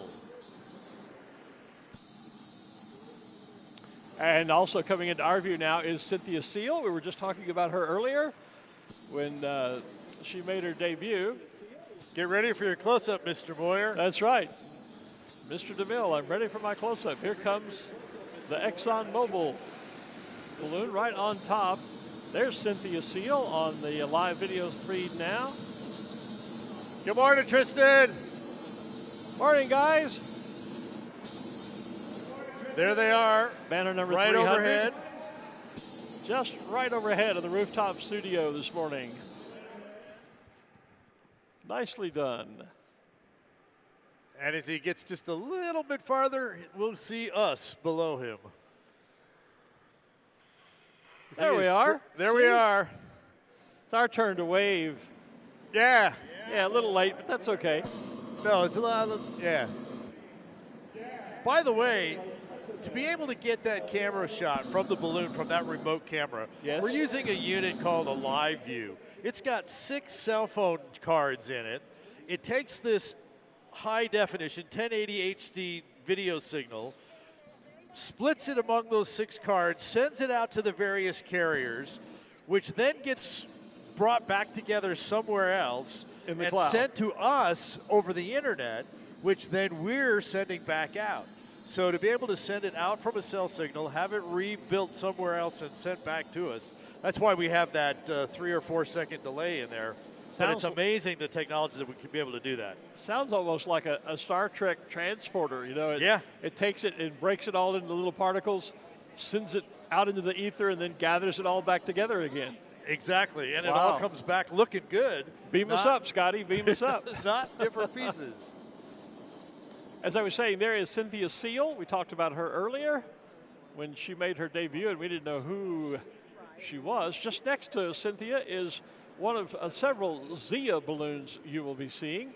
The Zia, of course, is the Native American symbol for the sun.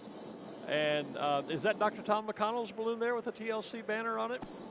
I didn't hear you, I'm sorry. Is that Dr. Tom McConnell's balloon, the yellow Zia? It is. Okay. It is. They have the TLC banner this year. Yeah. Because one of the sons, Dr. Tom McConnell, now works for TLC. Aha. And so they're flying the TLC banner for us as well. But yes, that is Dr. Tom's. And just balloon behind that made us all famous, or one of them, I guess, because it's just everywhere. Everybody sees that balloon, and knows Albuquerque, New Mexico. Just behind Cynthia Seal is a balloon that's one of my favorites, and that is the balloon that is blue and green, and then you see the yellow and red stripes, and it's actually a stylized version of the official New Mexico State tartan, and that is Jeffrey Ashworth who flies. I just call it the tartan balloon. It's got a name in Gallic that I'm not always sure I can pronounce correctly. Flying for the 18th year here at Balloon Fiesta, and Jeffrey's right out of Corral, just down the street a bit.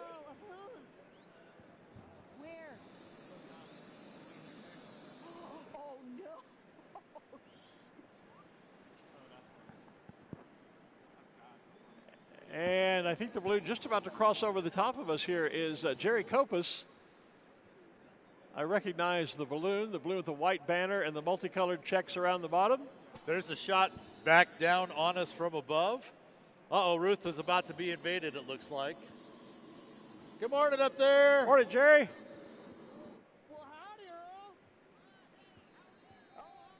You know, I got a chance to talk with a number of the pilots during pilot registration this year, and they were all talking about they're going to all follow Andrew's lead of trying to buzz the rooftop studio. Trying to buzz the rooftop studios. So I think we'll have a lot of visitors coming through.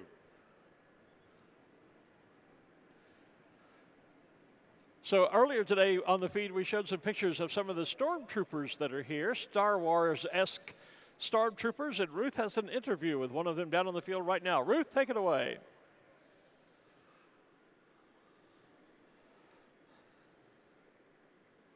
You guys, I found stormtroopers out here, and it's a little bit scary.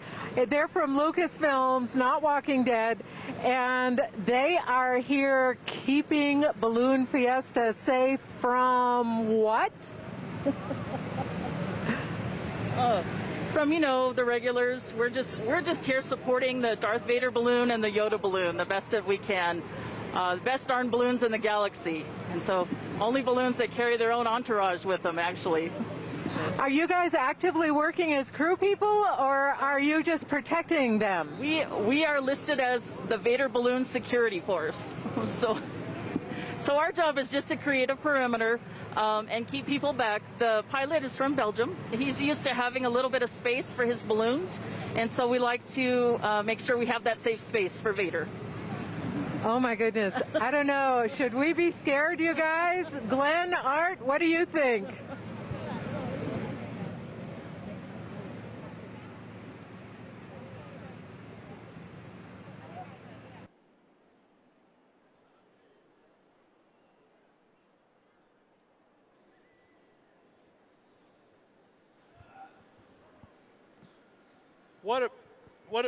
What a beautiful morning we are having here. It's now light, although the sun hasn't hit the actual field yet. No, the sun still hasn't peaked over the Sandias, but it has made the sky considerably lighter than it was.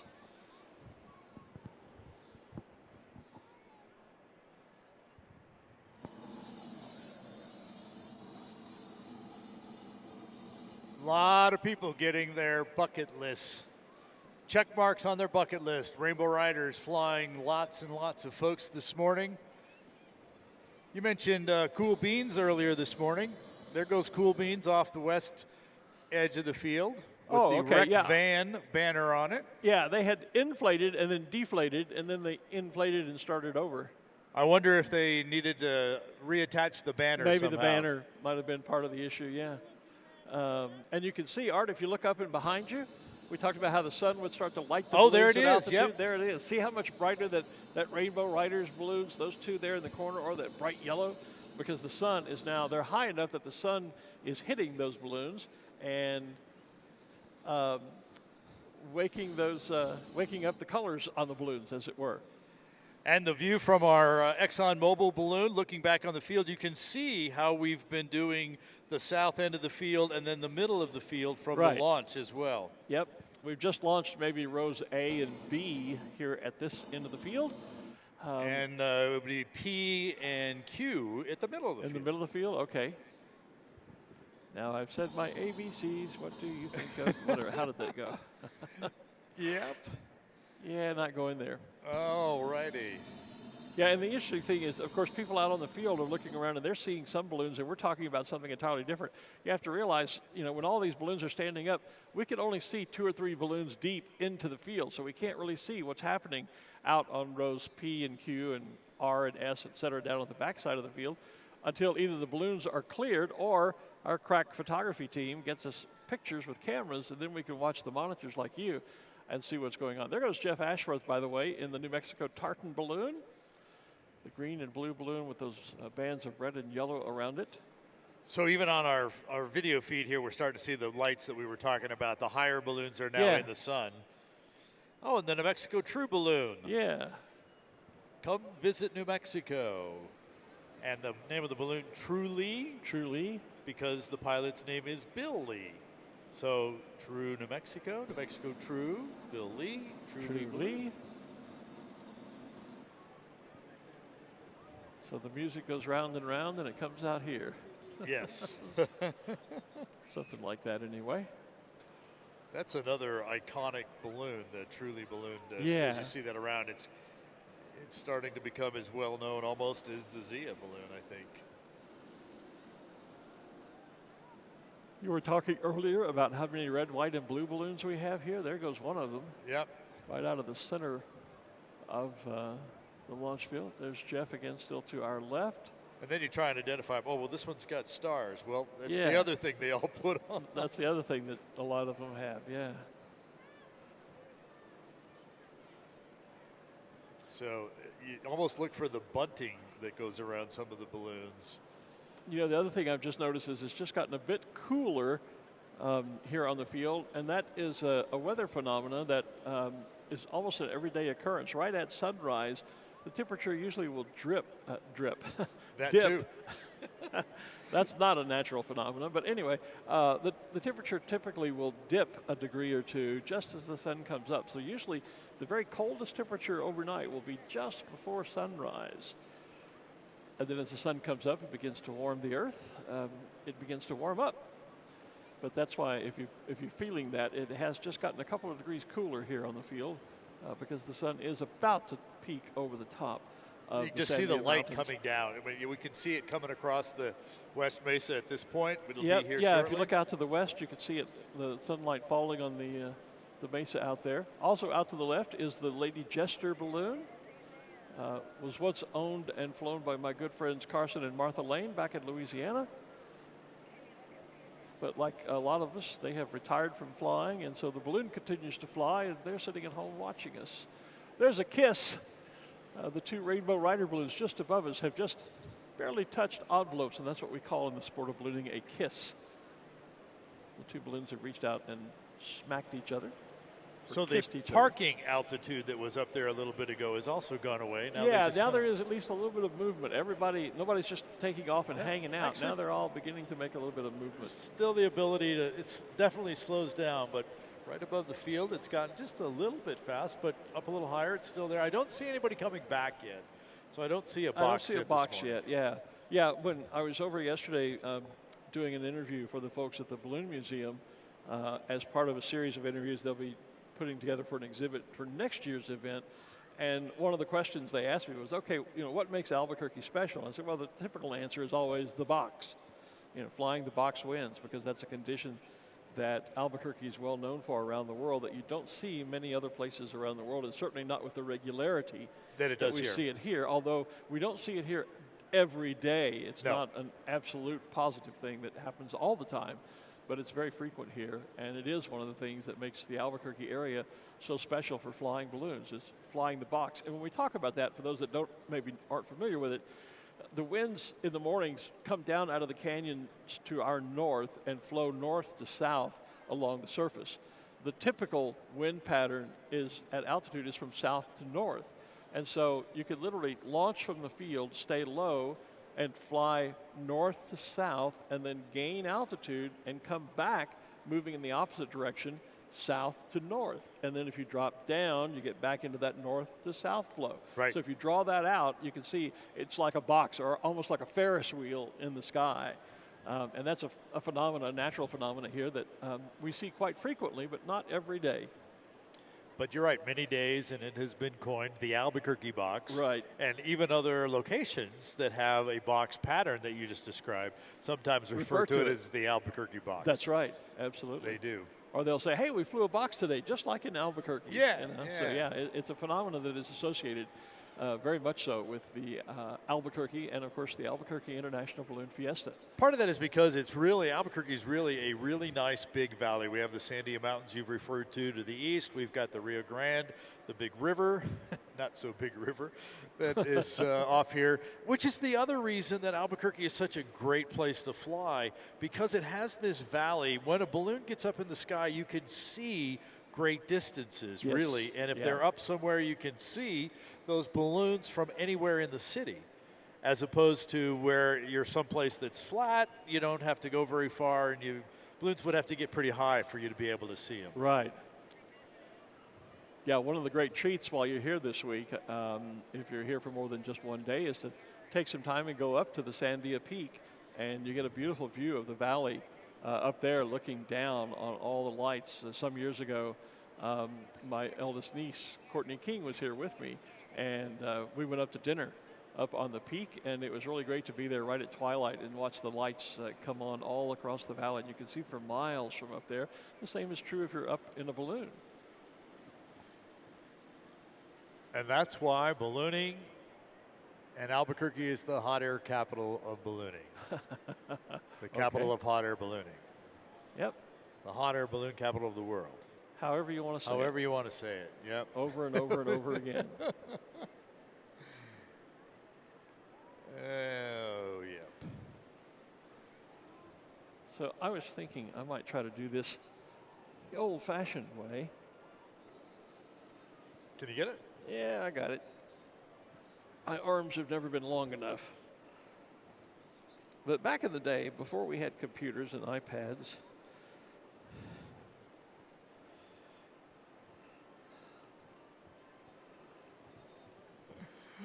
okay.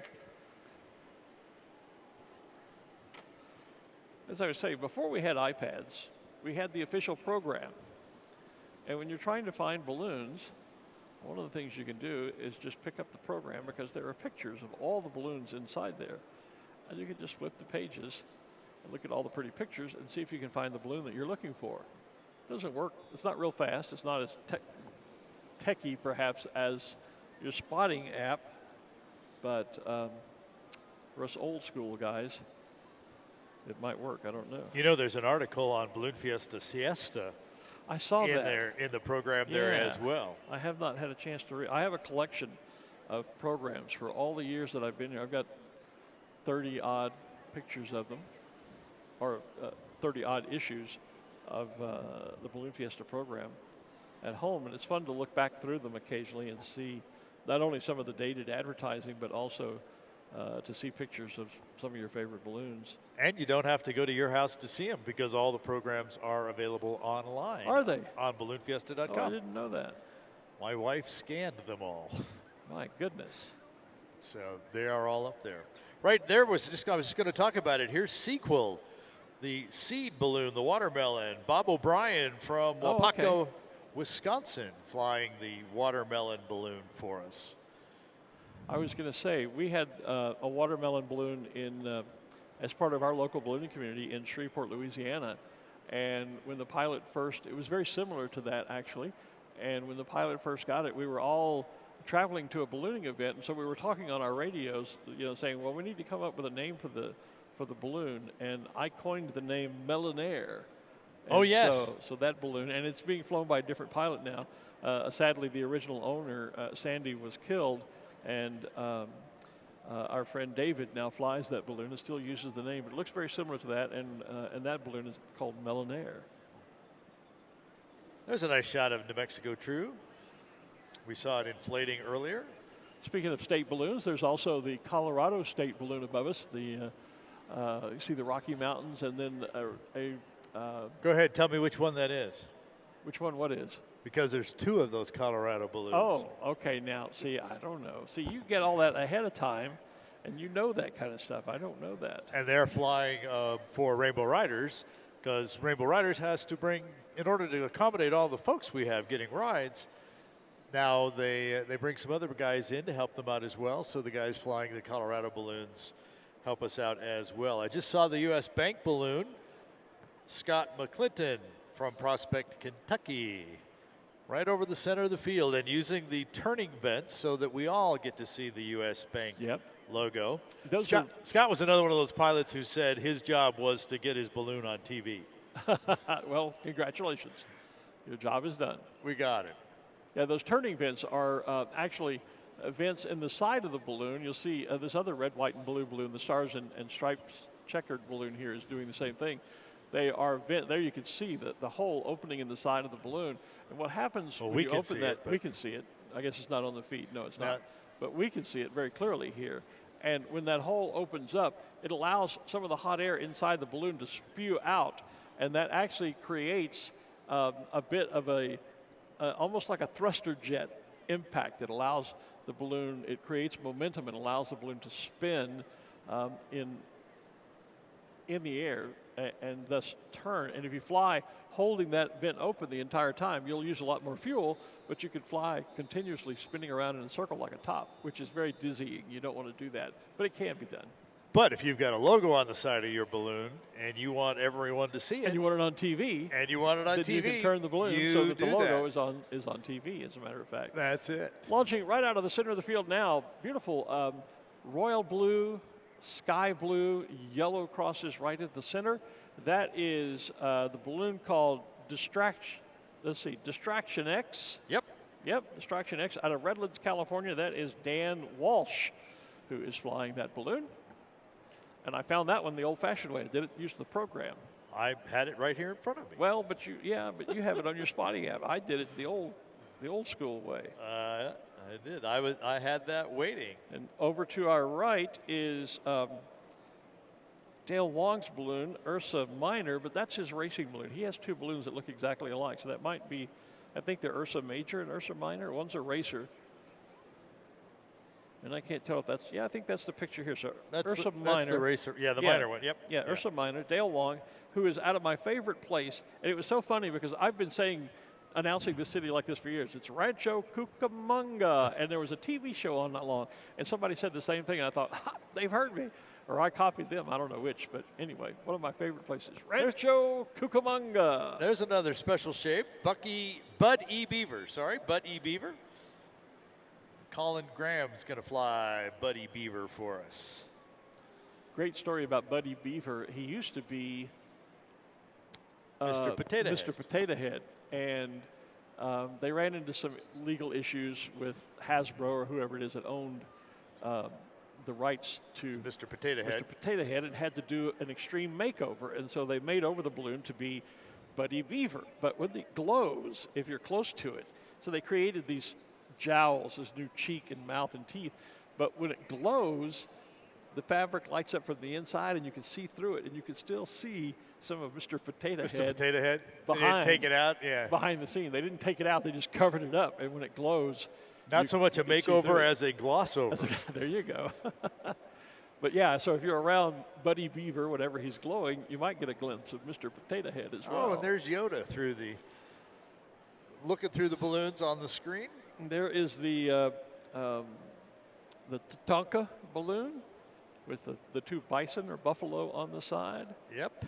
Their crew always has their T-shirts that say, "We balloon in the buff." There you go, because they call the balloon in the buff. In the buff, that's right. I call it the Tatanka balloon. From Big Sky, the TV show from ABC, is doing a big event out here as well as Balloon Fiesta. You see they've got a nice big balloon right out there with Mr. Beaver. I saw that, and John Petrin was the one who had it inflated the other night and posted it on Facebook. Okay. And Big Sky just premiered on ABC, I think last night or night before. And there goes Hamlet, When Pigs Fly, Doug Gant. Hello, Doug. High above us from Longview, Texas, the balloon that is bold brands of green, yellow, green, yellow, red, and blue. Stripes. I was trying to say. Stripes, thank you. Yipes, stripes. That is Bill Adler out of the great state of Texas, from Longview, Texas, which is home, of course, to the Great Texas Balloon Race, one of the top competitive events here in the country. In the past, host event for the U.S. National Championships run by the Balloon Federation of America. And Yoda is airborne, too. Yoda. There's Yoda. Fly, I will. High fly, I will. Fly high, I will. Whatever. Why does it seem so slow and casual all of a sudden? Yeah, there was real frantic all there that for a few excitement minutes. and frantic. Now it's just. And now we've settled into a nice little launch pattern. Yeah. We got our groove back. Just relax, have a cup of coffee, some hot chocolate, whatever, and enjoy the day. Ho hum, just another day in paradise. There you go. There's the goes Wonder Balloon, and I see one of the Bear balloons that's probably barely awake because Ray Bear was flying the Fiesta balloon this morning. That would be his son, barely David. awake, Ray Bear? Barely awake? Barely awake is Ray son. Bear? No, that's son Dave Bear. Dave, no, I was just making the name Bear and Barely, but yeah. Yeah, barely awake, yeah. But it's, whatever. Yeah. Okay. It's all in the family. Yeah. There's Sunflyer, the blue one with the yellow Zia. Yep, we mentioned you'll see several balloons with Zias on them while you're here. What did we count? 5? I think one year? five, I think we one counted time. 5 balloons It that was had kind Zias of on the question year. is, are there more Zia balloons or cat balloons? Because there's quite a few with kitty cats on them, or at least there were. And there's the new Dos Equis balloon. Dos Equis used to be black with gold on it. Now they have the multicolor red, white, the pattern, the gold on it. It's the most interesting multicolored balloon in the world. There you go. I don't always fly balloons, but when I do, I fly a multicolored balloon. And most interesting multicolor. That's right, yes. Yeah, Scott Appleman, as we mentioned, Rainbow Riders. Scott's the CEO of Rainbow Riders. Also has some commercial contracts. He's been taking Dos Equis around to a number of football games recently. Oh, really? And so we're glad that he managed to get Dos Equis here. We're getting down into the center section of the field where we can begin to see some of our early special shapes. If you look over toward the main stage, there is our famous cow balloon, Arabelle. And Smokey has moved over. Smokey has moved over there I as see well. The top of Smokey's hat, as a matter of fact. Beth Wright Smith flying Smokey this year for us. Dale Ritchie flying Arabelle, the Creamland cow. And we always make a point of reminding people it is Smokey Bear, not Smokey the Bear, just Smokey Bear. It's a bear, his name is Smokey. And so you don't say Smokey the Bear, it's Smokey Bear, just like you don't say Santa the Claus, it's Santa Claus. But we do say Glenn the Moyer. Actually, we usually just say Glenn the Legend, but that's okay. Oh, legend in my own mind. There's the buff balloon right over the top of us, the Plains Capital Bank balloon in the buff. Ken Drawn is getting launched right out of the center of the field. My good friend from the Carolinas in that bright yellow balloon with the interlocking red and blue diamonds. Ken and I have palled around for some years now. I remember when I first started announcing and first met Ken, you know, he was always wanted me to announce it. He wanted to hear his name announced on the PA system. And I said, well, Ken, if you'll ever get close enough to the target, I'll be glad to announce it. Kind of a running joke. But so, Ken, good morning. I hope you can hear us out there. Ken Drawn. And his, again, the yellow balloon with the red and blue stripes and those interlocking red and blue diamonds around the center of the balloon. The Hartzell family is here from Texas. Yes, they are. Joe Hartzell, Rhett Hartzell. Come on. Wait a minute. I'll remember. Starts with an L. Lucas. Lucas. I'm having a senior moment. I'm sorry. Sorry, Lucas. You'll pay for that one. Yeah. So.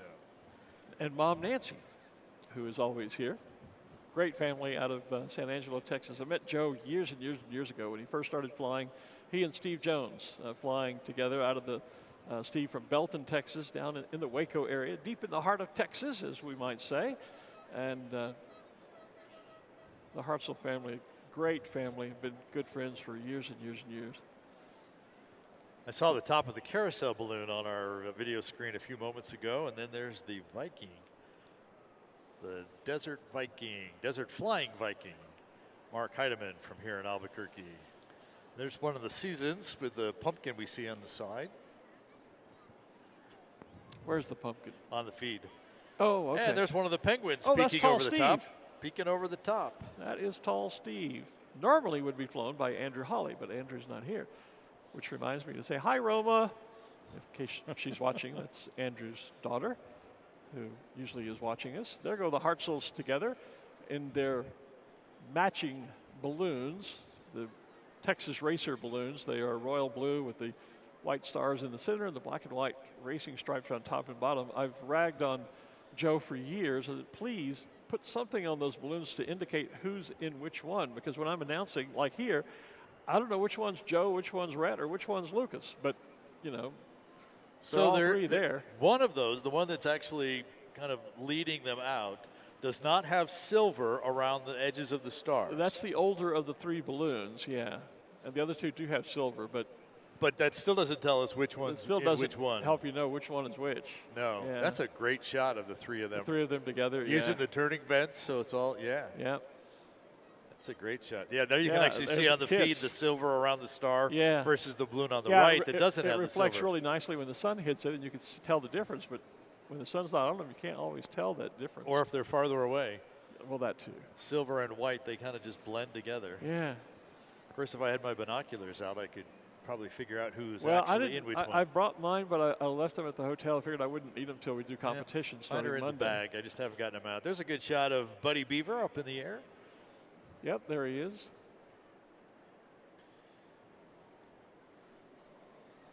I'm sure glad they're family, the Hartzels there. Yeah. As close as they're getting. There's no social distancing going on up there at all. I was just about to say, hey, guys, let's have some social distancing up there, will you? I guess the baskets are more than 6 feet apart. Yeah, but I guess those that's envelopes true. sure are. The envelopes they're actually all touching there for a few minutes. Yeah. You know, so. That'd be a group kiss, wouldn't it? Yeah. As opposed to a group hug? Yeah. Joe and Nancy have a beautiful home in Central Texas, and a couple of years ago, kind enough to invite me out and takes you out into his garage/hangar where all the balloons are stored and all the memorabilia that he has. Oh, that would be neat. Yeah, it really is. It's just a special family in the sport of ballooning. Steve Jones airborne in the yellow balloon with the checkered oranges around the bottom, around the throat. And also in the airborne now is Gary Haven. Gary in the yellow balloon with the Texas star on the side, the star with the blue field to the left and the single red and white stripe, resemblant of the Texas flag. Gary and his wife, founders of the Curves Workout Centers company, and some years ago you may have seen them when they were a guest on that NBC TV show, The Secret Millionaire. Gary and his wife do a lot of great Not one of the ones I watched. Yeah, we watched because we knew he was going to be on there, but they do a lot of great philanthropic work. And are great supporters of ballooning as well. Gary's just a great guy. I think we're about to get buzzed here again. Maybe. There's the carousel balloon. Now you can see it in its own beauty, standing up. Yeah. I always love the one we're seeing on the pictures here, the little racer with the music notes across it. Yeah. Can never remember the name of that. It's fun to see the musical scale. I've, over the past several months, I started taking lessons to get a little better on my bass guitar, and it's forcing me to relearn.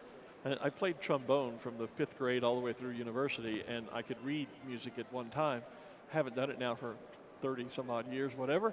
And so taking these lessons is forcing me to relearn the music staff and how to read music again. So that balloon's kind of interesting to me. Betty's Baby Grand. That's it. That is Betty Bowens, Mike Bowen's wife. Yeah. Yep. And of course, I think the part we were seeing anyway was the treble clef. I don't know if it has any bass clef on it. I can't read treble clef. I read bass clef. Well, between us, we're good because I can read the treble clef. Can you? Yep. Okay. Well, then remember, I was a trumpet player. We were a concerto waiting to be had. There we go. We could make That's even right. more You played music trumpet. together. I forgot about that. That's one of the many things we have in common. Oops. There's the Pink Floyd balloon next to us over here. The spotter doesn't work when you don't type in the right letters. Yeah. There's Creamland standing up and flying, about to fly over the top of us. Jamie Nelson in the Palmetto Paws balloon. The orange and purple with the white paws. Those are the colors of Clemson University, if I'm remembering, I think. South Carolina? Could be. And is that Pat Fogue out there launching? Is he still flying the IMTS balloon?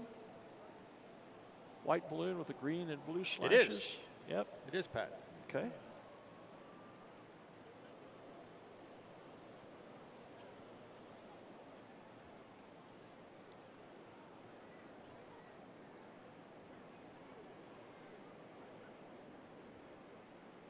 I can see the Dos Equis balloon now. Clearly, he's there behind Arabelle and and Smokey.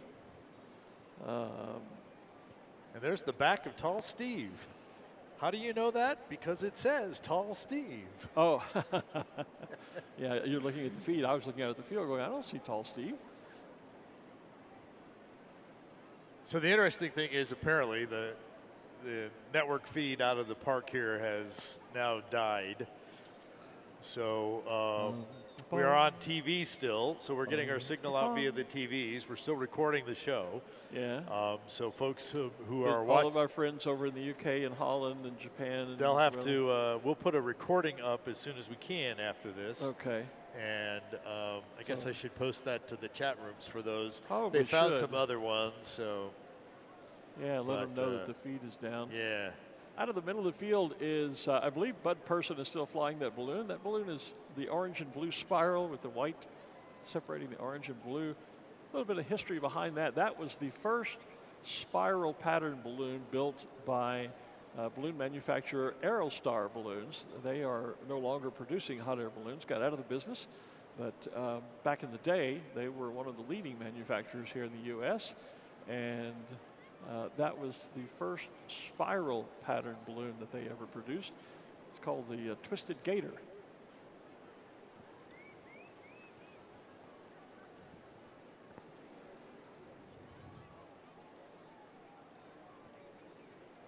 What a beautiful morning. Oh, what a way to just come gorgeous. back, huh?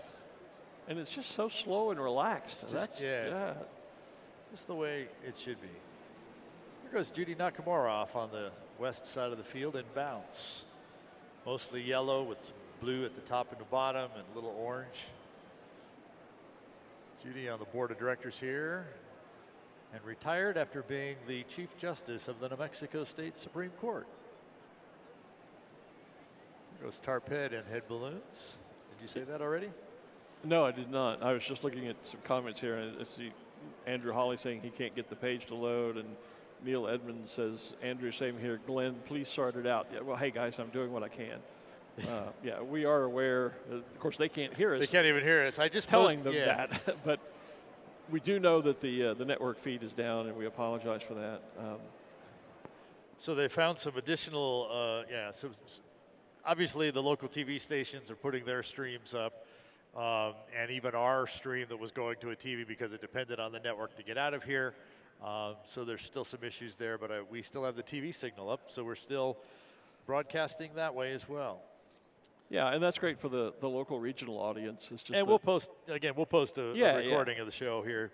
Well, and all of our shows are archived. Even if you want to go back and look at the show from a year or two ago, you can actually you can watch, go online go back and watch them all. You can watch Balloon Fiesta Siesta if you wanted to. You could. And see Ranger. Yeah, you could watch the Siesta in 2020 where we showed 2019 and 2018 videos. Right. So you get 3 years at once.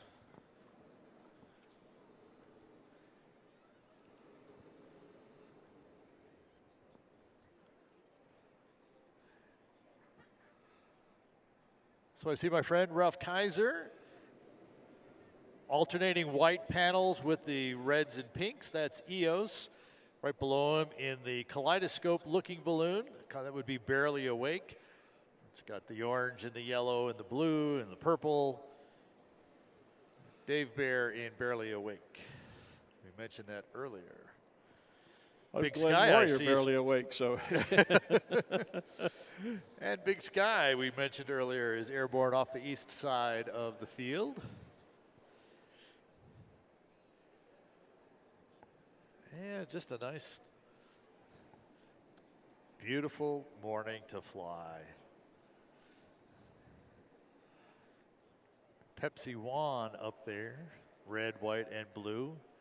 Not quite the patriotic, but it's still got the same colors. It shows up in those same links. There goes Tall Steve airborne. Yeah, I can confirm we have quite an international audience because every one of them is telling me that our feed is not working. My Facebook. Well, good. You can respond to them. And there goes Arabelle in the air. Yeah, my Facebook feed and Messenger has exploded with people telling us that the feed isn't working. And yes, we know that. We apologize. It's not us. It's it is the field. It's the network here on the field. Right. It's not you and I personally. It's not. It's not Balloon Fiesta Live.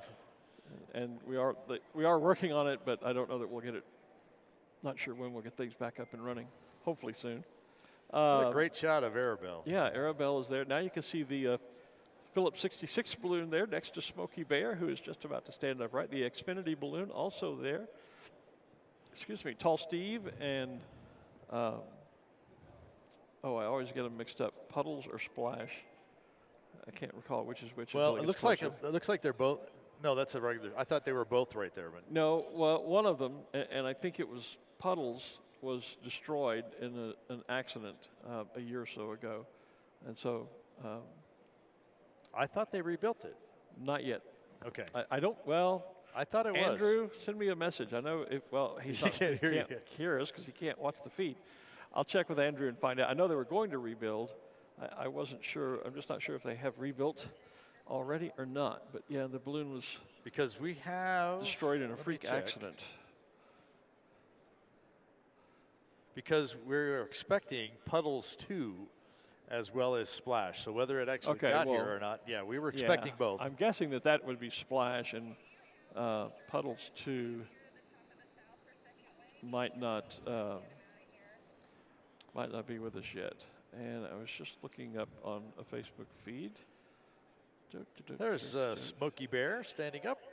Dos Equis behind it. As you mentioned, Phillips 66.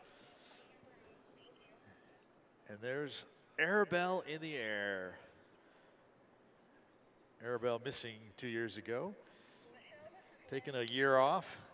Of course, turned into 2 years off. Yeah. But now, great to see Arabelle back in the air, flying right over the top. Back in the day, we used to have the ability for spectators to vote on site for their special shapes. Yep. And Arabelle, didn't matter what special shapes were here, Arabelle was always one of the top 3 fan favorite special shapes.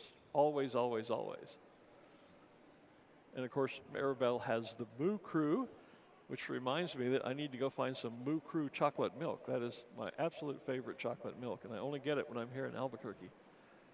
How nice and slow that is. Yeah, and look who's coming right at us, Tall Steve. Yeah, I think he's going to be a little east of us, but he's trying to get a turn there. Andrew would be proud that Tall Steve is trying to make it to the tower.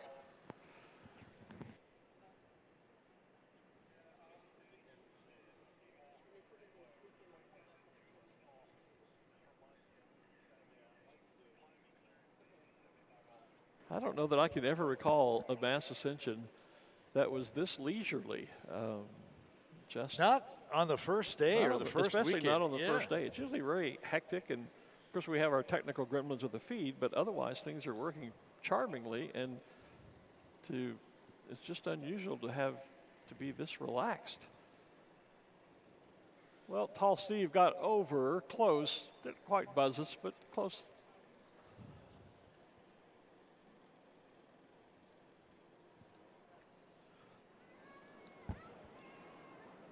You know, there's an awful lot more going on Balloon Fiesta Field than just the hot air balloons you see launching in front of you this morning as the balloons eventually do drift away and we clear the field with the launching this morning. There's all sorts of other things to take advantage of while you're on the Balloon Fiesta Park. One of the things, like that family from Hawaii who were quite enthralled with the idea of ballooning, one of the things you can do is visit the manufacturer's display tents, kiosks, trying to think of what the marquees is the word they use for them over in the UK. We call them tents or booths or whatever. But anyway, up on the south end of the field here, over near the Sid Cutter Pavilion, all of the balloon manufacturers do have marquees where they have some of their latest equipment on display, and they'll have company representatives, dealer representatives that will be manning the tents. And if you do have a serious interest, the bug takes a bite out of you maybe while you're here, and you think maybe you'd like to become a balloonist and get involved in our sport, a great place to start would be to stop and chat with the folks over in the various balloon manufacturer tents. You can learn a lot more about how the balloons are constructed, the type of equipment that is available and flown, what it costs, and you could actually walk away owning your own new hot air balloon this week while you're here at Balloon Fiesta. So after the flight, several of them are shuttered right now because they may actually be out actively flying on the field. But after the flight, take a few minutes if you're interested, drop in and speak to some of the manufacturer reps that are here on the field. Speaking of being on the field, now that we're kind of back to the center of the field and with this end has kind of cleared off, look at the size of the crowd out here this morning. Yeah, oh yeah. This is great. Yeah, it is. Which brings us to reminding folks that if you are in a crowd, you really should have your mask on. Yeah, we're still very much pandemic aware.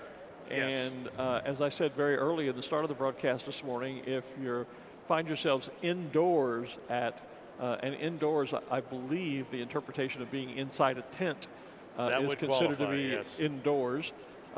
And so under the governor's mandate here in the state of New Mexico, you should be masked up if you are indoors. And we highly recommend it if you're shoulder to shoulder with people out there in a huge crowd. It's advisable to mask up. It's your personal choice. But we want you to do whatever you think is necessary for you and your loved ones to stay safe and to really. And all the close friends that you're about to meet who are standing shoulder to shoulder with you. Yeah, it's not, I don't want to get political on masks or any of that sort of stuff, but it's not just about protecting yourself. It's about doing the right thing for the people around you. Yep. So thanks for helping us out with that.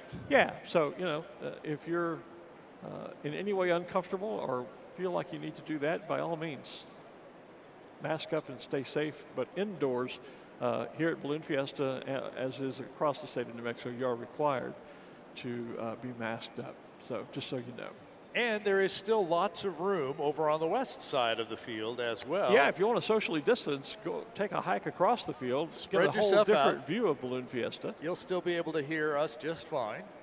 We've improved our sound system here on the field. We certainly have. I can hear us better than in any of my previous 31 times up here on the towers. And I've gotten lots of reports back about how folks who've never been able to hear us. Well, I'm excited now, to see the balloon glow tonight and how that will work, because Yeah, that's I always think that's been one of the gonna be problems is a lot of the balloons say, well, we can't hear you when you do the countdowns. We don't know when to burn.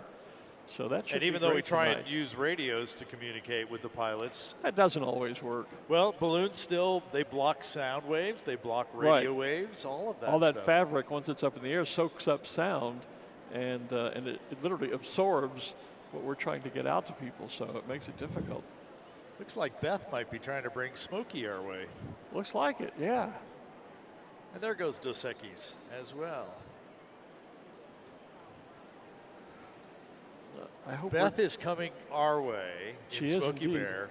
The balloons less than 100 feet above her are going to the south. Yeah, they're almost diagonally East. opposite each Yeah. other in terms of direction. Making right turns there. Dos Equis just getting airborne. Phillips 66 just getting airborne. They're down near the main stage. Xfinity will be going beyond them.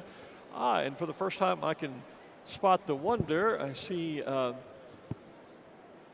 Wonder Bread balloon down there. The Sabias, Amanda Sabia. Brad Rice is flying Phillips 66 for us this year. We mentioned Scott Appleman flying Dos Equis.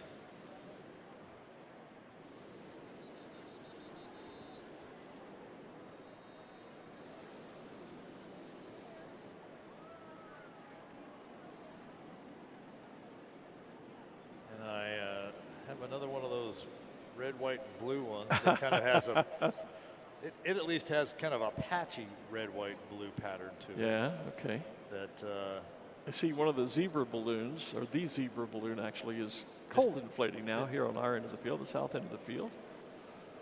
Sean Askren is flying Xfinity. Oh, okay. Hi, Sean. And here comes Beth right overhead. Yeah, there's Smokey right on top of the rooftop studio. That's worth a picture on my cell phone.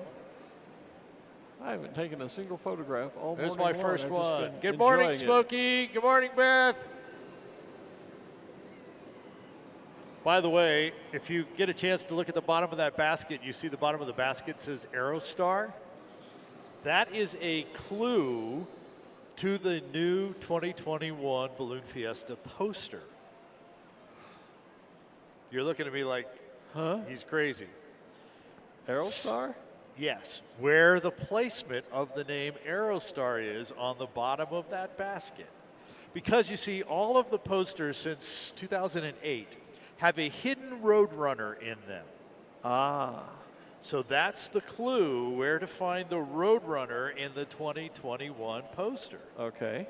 And of course, we were going to have a series of 4 posters featuring the Looney Tunes characters, Wile E. Coyote and the Roadrunner. Right. And it was going to be a series of 4. It would have ended this year. But with the Fiesta Siesta happening last year, yes, we've now extended, obviously, Fiesta, but also the series. So now it is a 5-part series of the poster. Excuse me, I keep yawning. Yes, okay. And so the story has been Wiley, of course, chasing the Roadrunner. And last year he ended up doing a splash and dash or a dunk and dash because he got the basket all the way down in the water.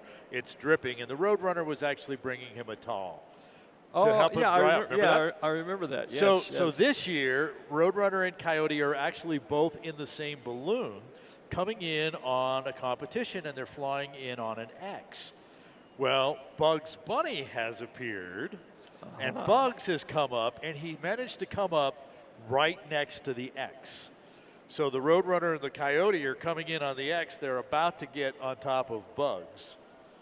And so that's what the storyline is so far. But again, go back to the bottom of the basket and look for what might be hidden there. I can only imagine if the Roadrunner were flying a balloon onto a target that instead of a marker, he would be dropping an anvil. He actually has a baggie in his beak. Okay, Yeah. good. Yeah. I'm sorry, not Roadrunner, Coyote. Well, Coyote would be the one dropping the anvil. Well, it's because it's the Roadrunner flying the balloon. The Coyote's along for the ride. Oh, okay. I was going to say, did the Coyote catch the Roadrunner? Or No, because the Roadrunner offered the towel a year ago to help him out, to get out of the water. They're becoming friends because ballooning makes friends. It does. Beep, beep. And families. Yeah. Here comes Scott Appleman and Dos Equis. Dos Equis, the most interesting balloon in the world.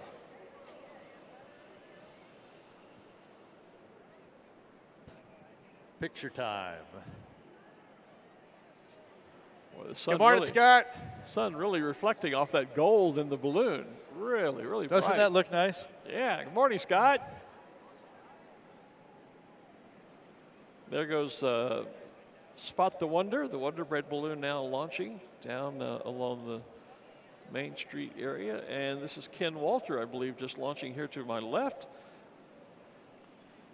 And the balloon that is the red, yellow, blue, and green, but the jagged white band around the center. Ken Walter. Morning, Ken. Over on the east side of the field, right in front of the Sid Cutter Pavilion over there, that's Solaire. Sean Ray is flying Solaire, as he usually does. Bill Walker standing his honeydew balloon up right here in front of us and on the screen. The white top and the yellow top with the smiley face. So where are the shapes in the app? The shapes button in the lower left. Shapes button in the lower. Oh, okay. My button was not entirely exposed. Yeah. Which is probably a good thing. We have the cosmic apple out there. Well, dadgummit, that's what I was looking for. Hush up, will you? Okay, I'll talk about Mr. Z, who we can see on the screen. Okay. That's the one you mentioned before, the zebra balloon. Yep, the zebra. Yeah, I was just trying to get to Cosmic Apple because that's a relatively new special shape. And that is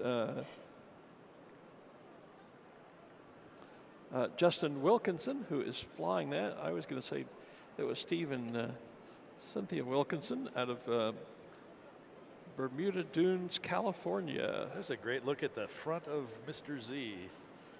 Cosmic Apple. So as you can tell, we've got multiple overloads of inputs. We all what we can see from here on our stage, and then we also have what's on our cameras.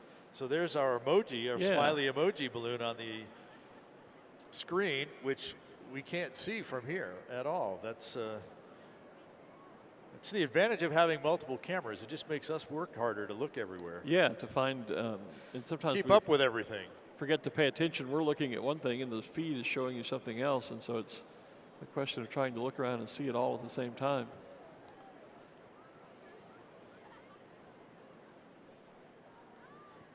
So the roof you're seeing in that shot is right from here. They're just kind of looking over the top of the roof at the balloons that are behind us. I think getting up at 03 dark 30 this morning is beginning to have an effect on me. I'm beginning to have yawn attacks. So that's because you slept in yesterday. You didn't. I you did. Didn't get in training and start getting up early. You know, since I quit flying, I was never a morning person to begin with, and I do tend to sleep late. But I also work late. I mean, I'm up working sometimes 11, 12, 1, 2 o'clock in the morning. Everybody else is sleeping. The Rax building supply balloon is up. We just saw it on the screen there. Los Lunas, represented by Frankie Martinez and Rax Building Supply. They're new to us here. We're glad to have them along.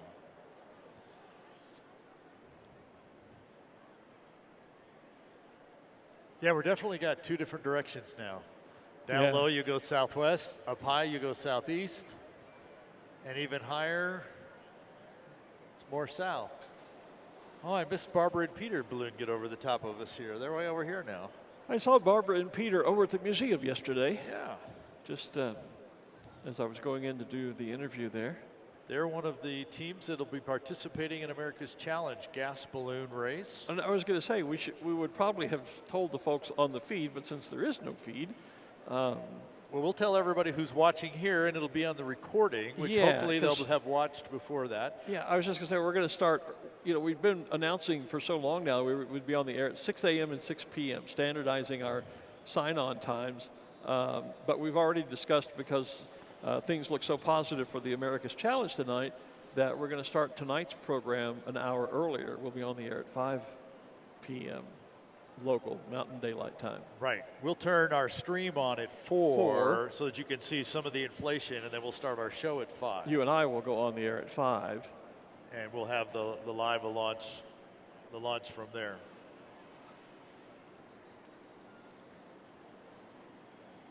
America's Challenge, 4 U.S. teams launching hydrogen-filled balloons tonight, with the competition being whoever flies the farthest distance wins. And in many years, they've gone all the way up into Canada. Since the border between the U.S. and Canada is now closed, they'll have to land before that. But my understanding from the weather, hey, Brad, don't go too far away. Yeah, don't go away, Brad. No, we're gonna hand you that headset on the end of the table and let you stand right over there. I'm going to hand you a Balloon Fiesta Live pin, too, since you're up here. And there's a headset right on the end of the table there. Grab that there. headset right there. So we're going to try and do an on-set interview here down in the truck. And then just back up and then if you can back up to where those banners are, right there against that. That's our new interview set, rather than having you come between us so we can socially distance. Yes, of course, we have to socially distance the cables first. Anyway, I was saying the America's Challenge gas balloon race tonight, the idea is it's a distance race, whoever goes the furthest. And while they've gone, you typically go up to the northeast part of the country. The trajectories I'm seeing and hearing about are more straight across the country. And so we're going to talk a little bit about weather with Brad Thiemeyer. Brad, do we hear you? Okay, it's coming. They're turning things up there. They're turning Brad up, hopefully. Try it again, Brad. All right, good morning, everyone. Nope, still not quite there. Now. All right, good morning. Hey, there we are. Hey, all right. Our first interview of the day on the set here. Gotta so, love yeah. it when technology works, don't you? Right? Well, you know, before we get to Brad, sorry, we really have a technically complicated setup here. We do. Between all the different microphones, cameras, feeds, network out, things in and stuff, it's really a very TV stations, all that stuff. We're doing a much more complicated show probably than all the TV stations out here combined. So anyway, that's why we have some of these, but it's Brad, it's great to see you. Now that we've broken our arms, patting ourselves on the back. It has. It has been. Yeah. Yeah. Well, you and I were together a little earlier this summer. That's right. You know, in Shreveport for the U.S. Team Nationals. But good to see you, my friend. Good it's so great to see you guys, and it's great to be here. It's good to be here as well. Thanks for the nice weather this morning. It's nice when the Mother Nature cooperates, isn't yeah, it? you can retire and go home now. You know, job well done. I should. So what can we expect this week in weather? You know, the next few days look absolutely fantastic. We have high pressure moving in, and you know, we had the rain the last couple days, and that's actually led to a little bit of fog down in the river valley. I don't know if you guys have noticed that. We haven't been able to see that, no. Grande. Yep. But that's burning off quite nicely, and for this morning, the balloons are all headed down south towards that towards the city. So, and there's not really any box or anything. So once they go, they're just going to head south into the city, find hopefully some good landing spots down there and everything. But over the next few days, we're looking at conditions starting to change a little bit. May see some box conditions over the next, headed into early part of the week. Well, that'd be great for competition. It'll be wonderful. And then afterwards, we're looking at the possibility of some systems moving through midweek that we'll kind of keep an eye on. But with this huge weather window, it's looking really, really positive for the gas balloon event.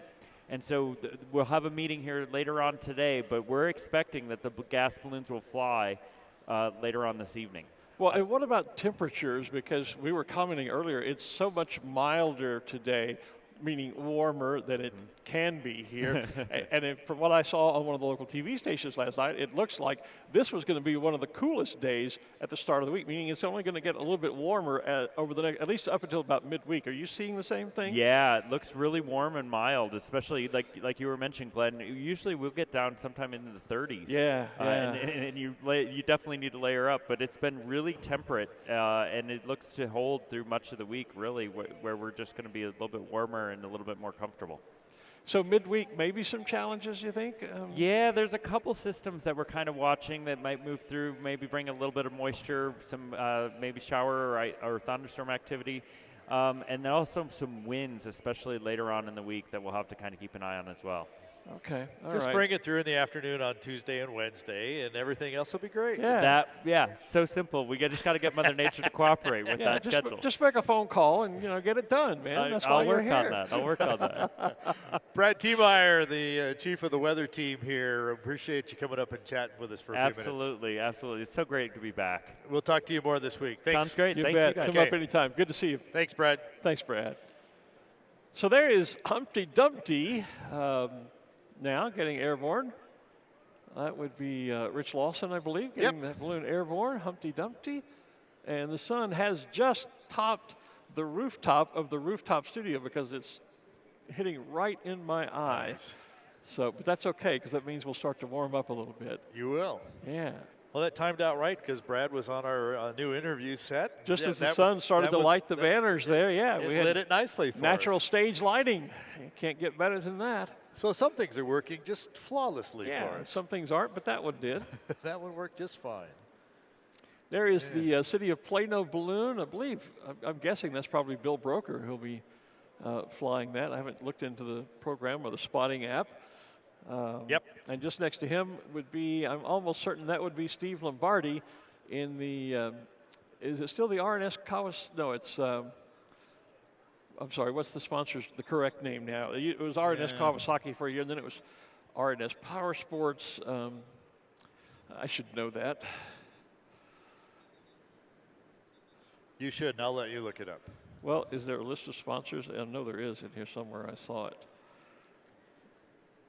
when I was flipping through the, we'll talk about something else while I'm doing this. Don't just let me sit here and stumble on the air. Okay, well, I'll talk about what's on our screen here. That's Koshari, Peter Procopio from Gallup, New Mexico, in his Indian-themed balloon.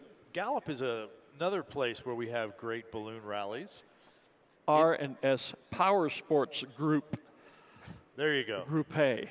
Okay. Yeah, I knew it was R&S something. I was saying it used to be see R&S the R, yeah. Well, it used to be R&S Kawasaki, and I knew that name from years ago.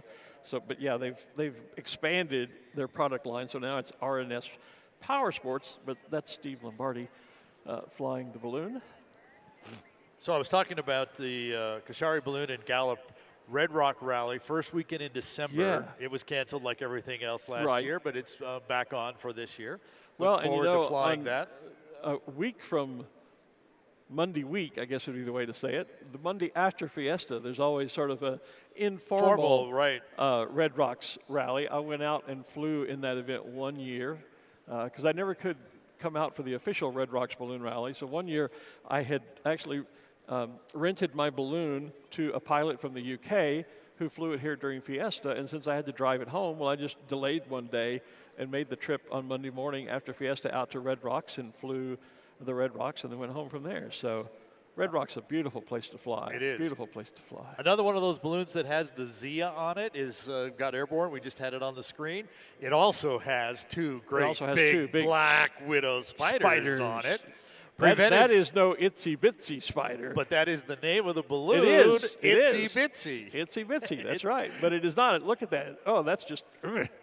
That's a great shot. Preventive Pest Control. Don Boyer flying Itsy Bitsy for us in Preventive Pest Control. And boy, those spiders, I'm glad they're on that balloon and not. Oh, yeah. I know people that would burn that balloon down if that spider got close to them. Bill Broker away in the city of Plano Balloon. Plano, of course, also home to a great balloon rally, the Plano Balloon Festival. But it, again, this year, in just this past September, about a month ago, was postponed again this year over the concerns for the Delta variant of COVID-19. Hopefully, Plano Balloon Festival will be back with us in 2022. So I guess Itsy Bitsy was a great hit at Albuquerque Aloft yesterday. Albuquerque Aloft, one of those events where we put balloons out at elementary schools around the metro area. And with the rain hanging around, most of the balloons just did a static and stood the balloon up, which gave everybody a great opportunity to stay up close to the balloons. Yeah. And when you look close at the spider legs, they kind of move, and every time Don burned, the kids were going, woo! Yeah. So it's like the spider crawling down the side of the balloon to come get them. Yes. Yeah, so they had great fun out there. That's a great balloon for this time of year, Halloween time of year, you know.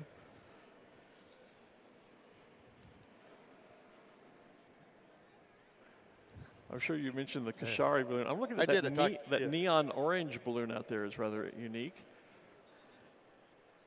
Oh, there's the Coronado balloon getting airborne as well. Oh, yeah, the Coronado Center balloon, which is, of course, home to the original, the first, the one, the only Albuquerque International Balloon Fiesta. The conversation saying, hey, we're going to have a birthday party. Can you bring some of your balloon friends out? Yeah. Yeah, well, I can probably do some of that. Let's have a balloon race. What's a balloon race? Well, I don't know. We'll figure it out. We'll figure it out. You know, it's like, can you find a clown with some balloons? And so they got 21 balloon pilots to agree to come out. We actually got 13 here. Actually managed to show up, Some snowstorms in Chicago, because that was in April. So, and next year, 2022, will be the 50th anniversary and our opportunity to do the 50th Balloon Fiesta. Yeah, it's going to be a special year. It is going to be a very special year, and actually we're really going to start kicking things off starting next weekend. We're going to start celebrating with some really nice special things. Oh, cool. In fact, you can see some of those special things if you're here on the field. You might wander around the east side of the Sid Cutter Pilot Pavilion, which is the big building in the southeast corner. We are actually building a balloon in the Sid Cutter this week. Really? Yep. A real full-size hot air balloon is being sewn in the Sid Cutter this week. Wow. So if you've ever wanted to see, you talked about buying one, checking out the manufacturers. Yeah. You can go over there and watch them actually sew one together. Well, I worked for Thundering Colt Balloons So for a you time know. as their marketing director, and they were built right outside my office door. So I've been there and done that. But it's cool still to see that, especially if you've never seen it before. Yep. I think there's 4 sewing machines going over there. Wow. To make it happen. Who is that? That's one of our pumpkin. You were talking about Halloween ones. There's one of our. Yeah, there's the Great Pumpkin. That's not the name of the balloon. I don't think. I just made that up from the Charlie Brown show. But it could be. Well, if it's not, it should be. Let's put it that way. We actually have 2 pumpkin balloons here this year. Well, you know, Bill Murtorf, the late, great Bill Murtorf. I do. Flew one of the original pumpkin balloons. That one is Pat O'Lantern. That one is what? Pat O'Lantern. Pat O'Lantern. I'm guessing that the pilot's name is Pat something or other. Patrick Grogan. See? From Cleveland, North Carolina. See how brilliant I can be? See there? I've just been around too many balloons where they name them after the pilot or their wife. That's it, yeah. So. Yeah, it's like Steve Jones used to have a balloon. I think it was called Lucy's Diamond, and that was because he bought the balloon instead of a diamond for his wife. Lucy. Yeah. Yep. There's our emoji balloon. Yeah, not long after that, they nicknamed it Steve's Divorce. I mean, no, just kidding. Just kidding. That's a joke. So Smiley, the emoji balloon. Nick Donner from Louisville. Is Nick flying? Nick's flying wow. Smiley there. Okay.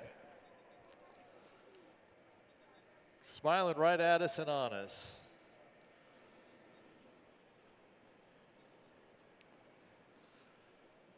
Let's find out who that neon orange one is. Yeah, I was thinking Guy Gauthier from Longview built a balloon that had some neon orange in it, but his was more of a racer, though, wasn't it? Yeah. So I think that's David Bristol with orange. Yeah, and Crush. it had a band of different colors around the center, so that's not Guy's. I don't think. That is David Bristol. Calls it Orange Crush. Oh, okay. From Sawtee, Georgia. See Remax in the sky off to the west side.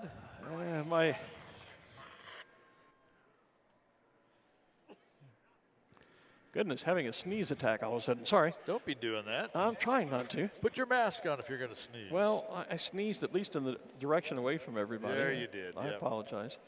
Remax being flown by Steve Mezzincello this year. Okay. Pat Harwell is airborne in his balloon Maverick, the royal blue balloon with there he is, yeah. Mardi Gras spiral, the green, purple, and gold colors of Mardi Gras. Pat's my next-door neighbor out of Louisiana. We both live on a little private strip airfield called Bluebird Hill Airport. So the gang from Shreveport, Louisiana is all here. Michael Gullo is here flying this year, and I have not seen his new balloon yet. He probably got away without me even noticing. Could have. I'll have to remember to watch for that. There is Tammy Schrum in her pink camo balloon down there. And if you look for Tammy in the Balloon Fiesta app, you'll find her flying Tiamo, which is her special the heart-shaped special shape, yeah. And I think did I see Tiamo fly earlier? I thought maybe I did. We should have had it with the hearts and the Chili Express flyover. Oh, yeah, absolutely. Should have been Balloon of the Day for something like that. I thought I saw Tiamo earlier, but maybe I'm hallucinating. Well, unless Mike got it up. Yeah, it could be that Mike was flying it. But I don't think I saw it. I thought I did, but maybe I'm just remembering past years or something. You're hallucinating. I could be. Anything's possible. So we're working our way through the second wave. And that's what we do with Mass Ascensions. We have our Dawn Patrol show and our Krispy Kreme glow. We get those guys up and then out and in the sky. Then we work our way through the field one time, starting both at the south end and the middle. That'll be the first wave. Now we're working our way through the second wave. We'll get all these balloons airborne. And we'll do that again tomorrow. Tonight we have a balloon glow and the launch of America's Challenge gas balloon. Yep, and as you heard, Brad telling us, and earlier we were talking with our reporter Ruth Lind, who is also organizing the. She's the director of the America's Challenge Command Center. I was trying to remember what her official title was. Yeah, she's the director of the Command Center for the America's Challenge Gas Flight. So she was telling us before we came on air today that everything looked really good for the gas flight tonight. And then Brad, of course, confirmed that with regard to weather. So, and Kim Vesely will be with us tonight down on the launch down stage. On the launch field, yeah, to do that. Of course, we have a very limited number of gas balloons flying this year because so many of the international competitors who normally come to participate in that, pilots who fly in the Gordon Bennett over in Europe because of travel restrictions, were not able to be here this year, but still able to put And this would have been a great year balloon because race. there was a nice gap of time between the Gordon Bennett. Was it last year when the Gordon Bennett, or 2 years ago? Yeah, I guess, when when the Gordon Bennett was 3, back to back with us, and a lot of the teams had to pick and choose whether to be there or here. Right. Where normally they fly the Gordon Bennett usually in September, and then are able late August, early September, and then they're able to be here in October. And last year, it didn't work out. It was 2 years ago, I'm sorry, where they were back to back, and a lot of the competitors simply could not get either themselves or their balloons back from Europe in time to take part. And this year would have been a great year to do that. It would have, because they would have had plenty of time. Plenty of time to do that, yeah. Yeah. The Gordon Bennett was quite a race this year, too, by the way, if you're a gas balloon fan. Wasn't it? Wasn't that a fantastic balloon race? Yeah. I mean, right down to the last minute with two teams battling it out to see who could get the last little bit of land. And the one flies over the other one. One flew right over the other one. I see them. Yeah, we just went farther than you. You know. 3 kilometers, I think, wasn't it? Yeah. Something like that between first and second? I think so. Very minimal, because they were almost out of, they were headed out to sea again. Almost. And so they had to, they had to land at one point. And multiple strategies, because some got high and went this direction, others stayed low. You saw a lot of circling. There was a lot of direction and strategies in the Gordon Bennett. You still have in Europe, unfortunately, you have political boundaries that make some countries off limits, and that restricts the strategy of which direction you can go in. And sometimes the best direction weather-wise is not the best direction because of political concerns. Right. And so that impacts the strategy. And I think, mentioning that, Kim, am I correct that the gas teams cannot fly into Canada this year? Canada is out of bounds, and that's very, very rare. In all the years we've had the America's Challenge, some of the best races have been when they've flown way up into. Hi, Pat. Hey, Carol. Look what she's wearing. Look what she's wearing. Good. Oh, it was Carol who sent me the picture earlier. I wasn't paying attention. So. But yeah, a lot of times the gas balloons, the best winning gas team has flown way up into the outreaches of Canada, and they can't do that this year because of the pandemic. Canada is now an out-of-bounds country, and that's very rare for us to experience that here in the United States. It's not that unusual with the Gordon Bennett, but more for political reasons there than for health reasons. But this year, COVID has made Canada out of bounds. Good thing Kim was here right beside us to confirm that for me. So back to that strategy that we were just talking about with Gordon Bennett. Yeah. My understanding is all of those different strategies could come into place in the America's Challenge this year here. Oh. Because there's different patterns that are setting up. So do you take the low altitude? Do you take the high altitude? Do you take the middle one? When do you switch? So there's going to be lots of options for the pilots to go. So I think we're going to be in for an interesting strategy. Ruth was telling us that there was one pattern that would take the pilots out toward the to the Gulf of Mexico, and I saw Brenda Daly Kalishaw, who is a friend of mine and flies in the event, will be flying tonight in the gas race. She had posted a thing the other day, and there were like 3 distinct wind tracks going different directions, and so strategy could be really fun to watch in the gas balloon race this year, the America's Challenge race, and that will launch tonight, beginning at about 6 o'clock. And our coverage will start at 5 with a live stream at 4. Boy, you can't miss Orange Crush in the sky. I mean, there is, you're not going to confuse that for anything other than a balloon. Look at that. That's gorgeous. Just a moment ago on the video screen, we saw the Red Devil special shaped balloon. I saw it inflating, and we were talking about something else. And he's out there, and now, of course, there it is. And just a moment ago, they're inflating Darth Vader out there as well. Darth, one of those balloons from Belgium again, but the balloon itself actually stays here in Albuquerque most of the year. So we could put some other pilot on it. It's actually Mark Trianis is going to be flying Darth Vader for us. Well, Darth and Yoda, when they first came out, you're right, they were owned and flown by a father-son team over in Belgium. Right. But they were so popular here in the States that what actually happened, I know in a couple of instances, 2 or 3 balloon events would go together and split the fee to have the balloons appear so that they could appear at all 3 balloons, all 3 events. But they would share the fees involved in getting those balloons transported and the pilots and whatnot. But there are a lot of those special shapes now that, as you say, reside either here in Albuquerque or they are housed here in the United States, warehoused here. And so sometimes when the international pilots can't be here to fly them, a U.S. pilot can step in and still get the balloon seen out by the public. Yeah, I just heard from a good friend of mine, Karen, down in the Gondola Club, which of course is our own VIP club here for folks. She's working down there, Karen Brown. She tells me all the folks in the Gondola Club are having a great time. So hi, Gondola Club, glad you're here, glad you're having a wonderful time. Thanks for coming out. We also have a lot of people out in the Chasers Club and the group tours tent. They bring a lot of folks in as well.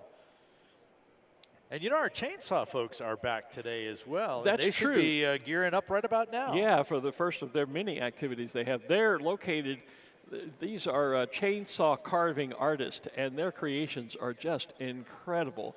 And they're located in, usually there's like 8 little tiny pointy They're still out there. tents. You can see them down at the north end of the field. And they're down there almost all the time that we're out here doing ballooning. And they're creating all kinds of amazing chainsaw carved art. There are contests, timed contests. They do have a product for sale, by the way. A lot of times they'll be working on an item that will then be raffled off, so you can buy a ticket to win some of those items. A few years ago, one of the first years that we had them here, I was down and started talking with some of the folks, and one of the carvers was a retired firefighter. Yeah, firefighter. He may not even have been retired at that time. Might have been still active. But he was a local firefighter and a chainsaw artist. And I had him carve for me a beautiful piece I still have in my office at home of my balloon Coyote Moon. And he carved took my pin, which was the logo for the balloon team, and basically recreated that on a beautiful wood carving. And still quite proudly I've sold the balloon on, but I kept that piece of wood sculpture and still have it very proudly hanging in my office. So the game plan out there for the chainsaw guys is they're going to start their carving at 8 and then they're going to hold auctions this year for the stuff that they've done at 11. Okay. I knew they did the auctions. I just wasn't sure about the timing, but yeah. Carving at 8, auctions at 11 every morning, and then they'll start up again in the afternoon about 3 o'clock. In the evening sessions. And typically they have pieces down there that are already done. That are offered for sale. And some of them are tabletop size, desktop size, you would say. Some of them are like park bench size. Yes. I mean, the art they create is just phenomenal. So you would do yourself a favor to take a few moments and go down and take a look at the beautiful things that they create, because it really is quite stunning work. And not far from there is the artisan's tent. So if you're not into the wood carving, the chainsaw carving types of stuff, just step over to the east just a little bit to the artisan's tent, and all kinds of great souvenirs and articles, homemade types of things. It's just a whole art show, crafts art show type thing out there. All kinds of great stuff available in the artisan's tent as well. Right here in the middle of the field, you see this one that is it's kind of, well, it's multicolored, right? Orange, purple, blue, and yellow. That multicolored one? Yeah, it's kind of got vertical patterns, but then it's got a stair-step horizontal pattern, etc. Yeah, I see. I know what you're talking about. That would be Cheryl Leite. Okay. Cheryl's on the board of directors here, and her stepdaughter, Suzanne Warren, flying that one. I'm not sure who's flying what when, but that would be them. And the name of the balloon, Heirloom. You mean you don't know who's on first? Not in that balloon today. Okay. So. Still a good crowd out on the field. It's stretching all the way across the field, actually, which is interesting. But a lot of the crowd beginning to move its way back over toward Main Street because, as we always say, you know, if you want to do shopping for especially Balloon Fiesta souvenirs and keepsakes, always best to do that near the start of the week. Especially this year. Insider tip. Yeah. If you're going to wait for a sale at the end of the week, it will be gone. So get your stuff early. Well, and we should probably mention that some of the 2020 stuff that was not released in 2020 because there was a siesta that year, that is those available items yes. are now available in special sets, special offerings. So, you know, if you want a keepsake from the fiesta that didn't happen, now would be the time to shop for that. We've put together special pin sets, as you mentioned, for those, and some of the pins that you would never been for sale before. The Balloon Meister pin, the Assistant Balloon Meister pin, the Weather pin, those types of things are now in sets. And there is a media set. That's right. So now you can get a media pin, which is never sold, as well as a Glenn Moyer, an Art Lloyd Jr., and a Balloon Fiesta Live pin. 2020 version. That even you and I did not get. Yes, yeah. That's right. So, and it's got a couple of other pins there, too. Those pin sets are available only in the South merchandise tent. So that's the one by the Sid Cutter Pavilion. They're not. Those sets are not even in the North tent. Oh, really? They're only in the South tent. Because there's only about 100 of them. Because remember, these are pins that we would have had to be able to trade and do those types of things. Give away to friends. So they were never They weren't produced sale. to be sold. Right. Yeah. So those are available, and there's not that many of them. So you might want to check those out. Yeah. And, of course, our announcer pins and this year's Balloon Fiesta Live pins are only available, the announcer pins from you and I. That's right. And a lot of times we do, you and I have sort of our identifying colors. Mine is blue, yours is red. So our pins are always blue and red. And yet a lot of years we've produced a third purple color, a purple one, for example, and it's available for sale at the pin vendors. But this year we did not do that. No. So in order to get, now we should mention you can approach any of our Balloon Fiesta Live team members, the photographers, you know, the reporters, our production assistant Greg, any of those folks have Balloon Fiesta Live pins. But if you're looking for the Glenn Moyer announcer pin or the Art Lloyd Jr. announcer pin, you can only get that from the two of us. They are available nowhere else, not sold in stores. Nope, they're not. Even though I've already heard from the folks in the merchandise tent. There's been at least a half a dozen people come in looking for the Balloon Fiesta Live pins. Well, look for us and not for them. The other thing you can collect, we are on the balloon trading cards this year. That's true. We have our own cool, and I passed a few of those out at the Balloon Federation of America, our board of directors meeting. Annual meeting is always done here in Albuquerque on Thursday prior to Fiesta. So we had our meeting, and I walked in the room, of course, and I was handing out our pin set and our new trading card. Right. And a couple of the folks said, wow, this is so cool. I said, you guys, you know, your marketing team is right on top of it. So kudos to you for doing that. And it's not pictures. We are not a balloon, so we don't have a balloon trading card. And it's not a picture of us, but it is our memojis. There you go. That are on the card. Kind of a fun card. Yeah, Definitely it is. Fun. It is a fun card. So you and I have those as well. As well as the members of the team. As well as the members of the team to give those Which away. brings us to, we produce trading cards for all of the balloons that are here at Balloon Fiesta. That's right. So one of the great activities is to go up to a balloon pilot or the crew and see if they have a balloon card that they'd be willing to part with. And they should have, because we've given them all Because we've cards. given them a bunch. So, right. yeah. Sometimes they don't have them with them at the moment.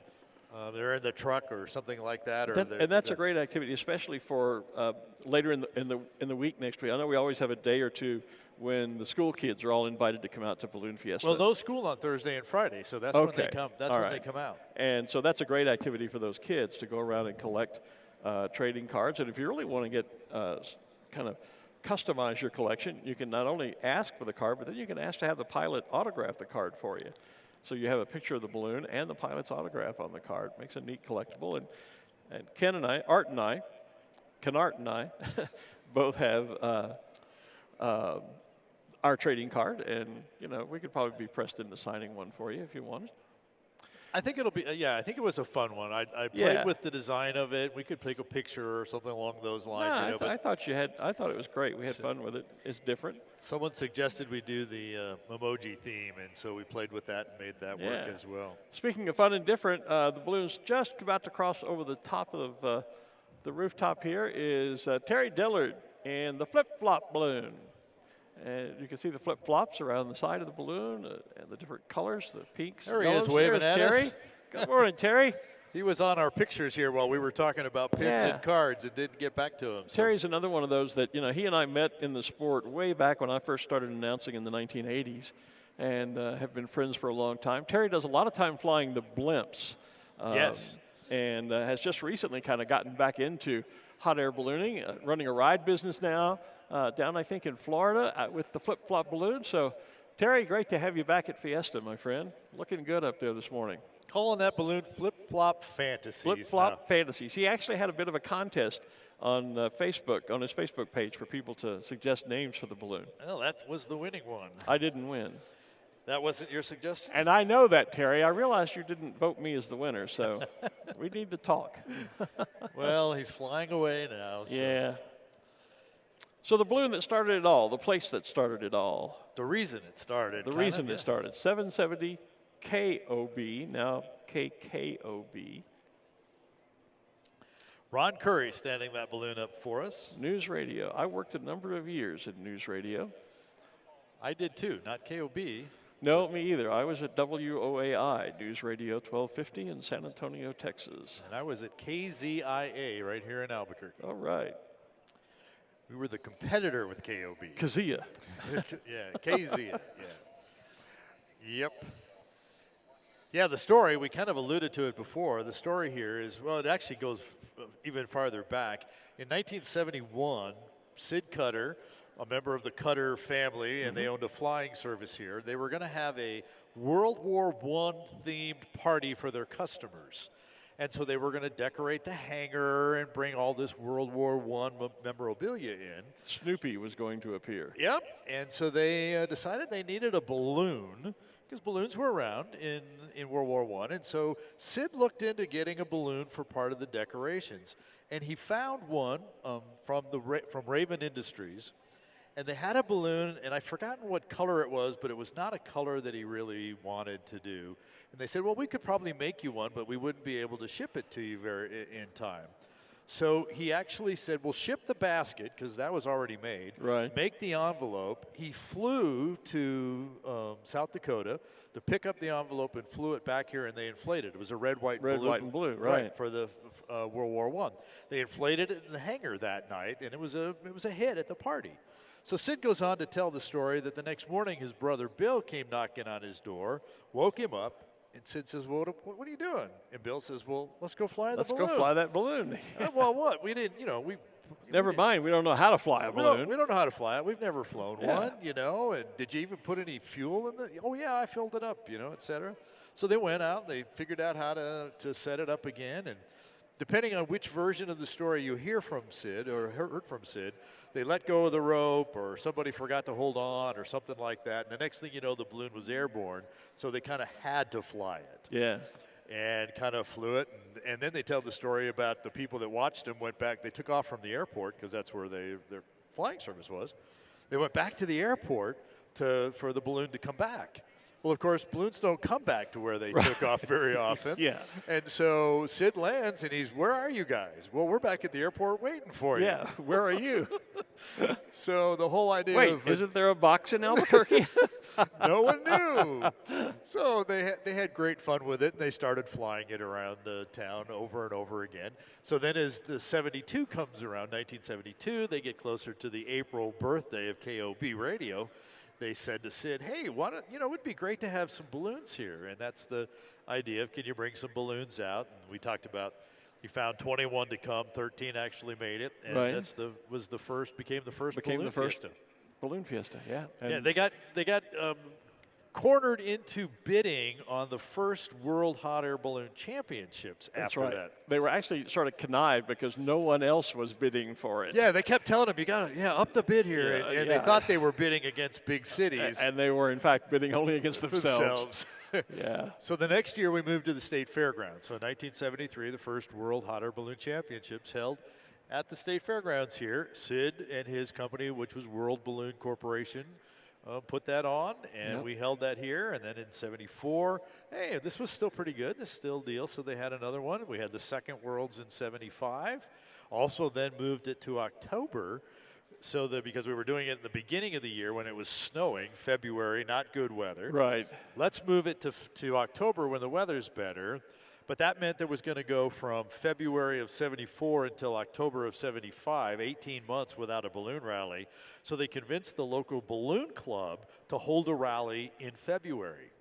And that rally still continues today. And that's the Friends and Lovers? The Friends and Lovers rally put on every February. It brings 150 balloons out or so. The other thing that we can trace to Sid Cutter, among many things that he's done for the sport of ballooning, are our zebras. Yes. The black and white referee uniform, if you will, of our zebras, our flight directors, launch directors, is directly attributable to Sid Cutter. There's one down there. There's a zebra right here in front of us. Giving us thumbs up. Thumbs up. There you go. But it was Sid's idea, and was it for the World Championship? I'm trying to recall the story. I don't remember which one it was if for. It was that or for Fiesta, but it was Sid's idea as a way to distinguish a launch director from just anybody in the crowd, was to put them in referee, black and white stripes like a referee.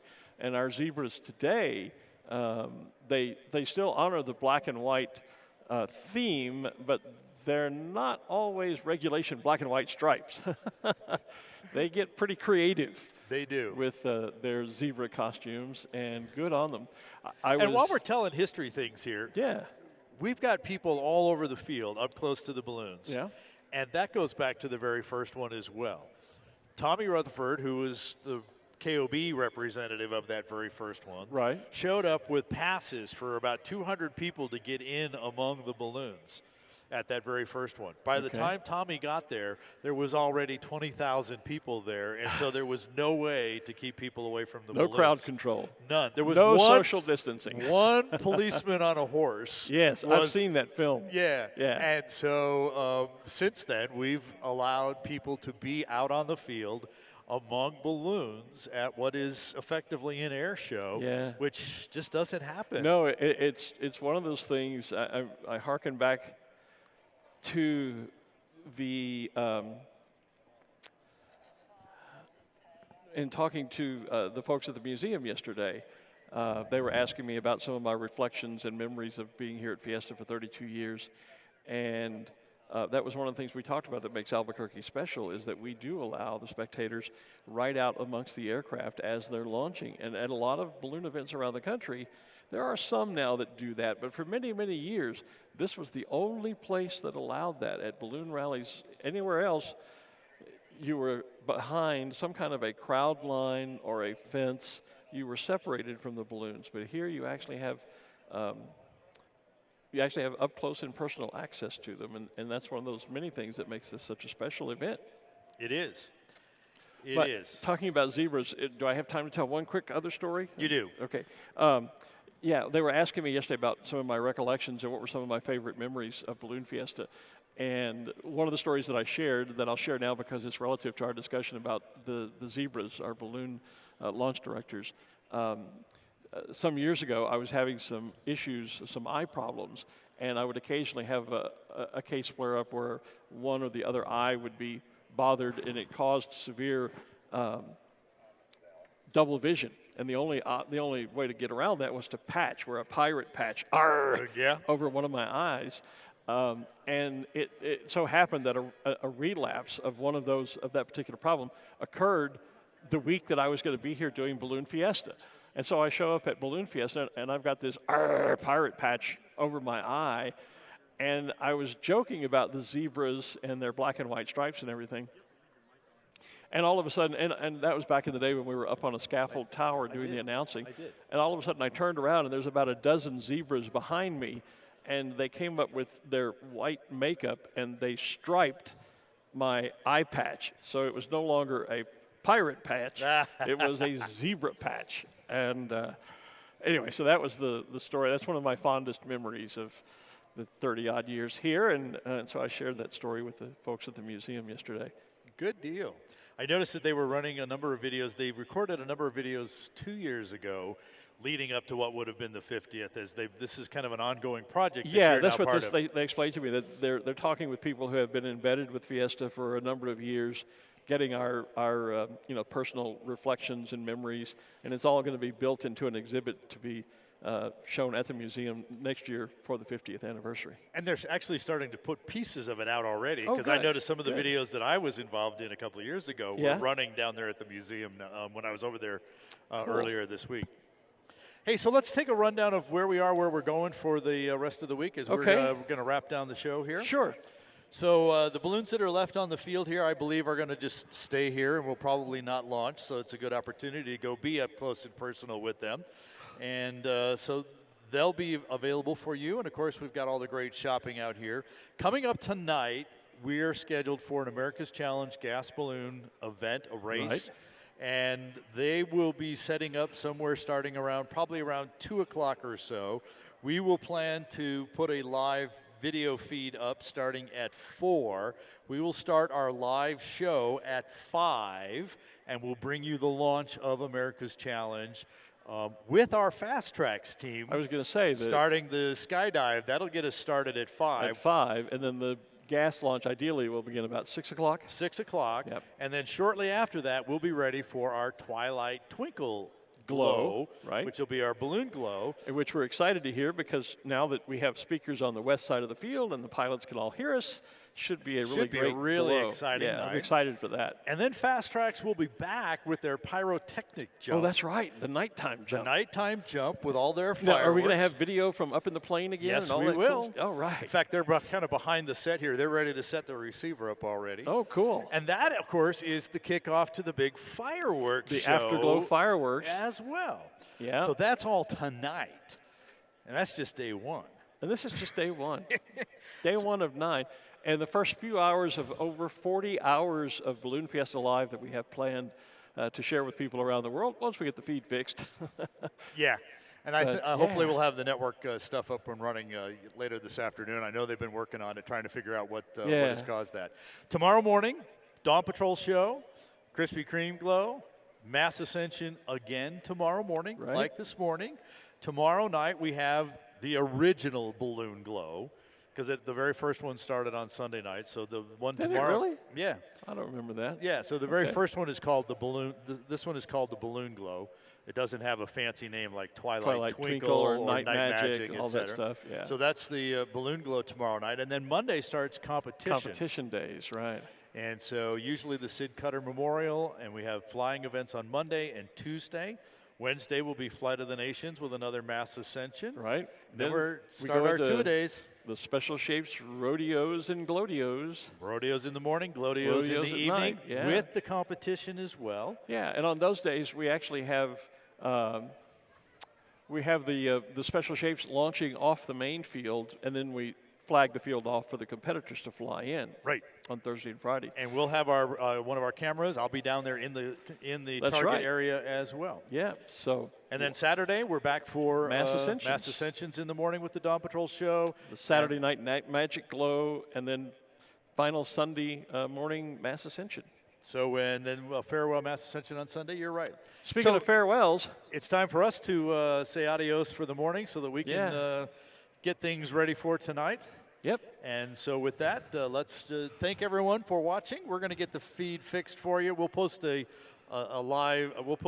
video recording on the Facebook and YouTube, so you can go back and watch what you missed. And our international audience will come back, I'm sure. They will. They'll be checking us out and looking for us from there. So do some shopping, enjoy the weather, see the sights, not just here at Balloon Fiesta Park, but all around Albuquerque. What a day. What a day. It's good to be back, my friend. Good to be back. Welcome back. We're glad you're all here. All right. I'm Martin Lloyd Jr. He's Glenn Moyer. Thanks for watching. We'll see you tonight. So long, everybody. You've been watching Balloon Fiesta Live, powered by ExxonMobil. Always in October and always in Albuquerque. The Albuquerque International Balloon Fiesta is the world's premier ballooning event. Make plans now to join us in person in 2022 for the Big 5-0, the 50th Albuquerque International Balloon Fiesta. Thanks for watching Balloon Fiesta Live. This program is a production of AIBF Inc.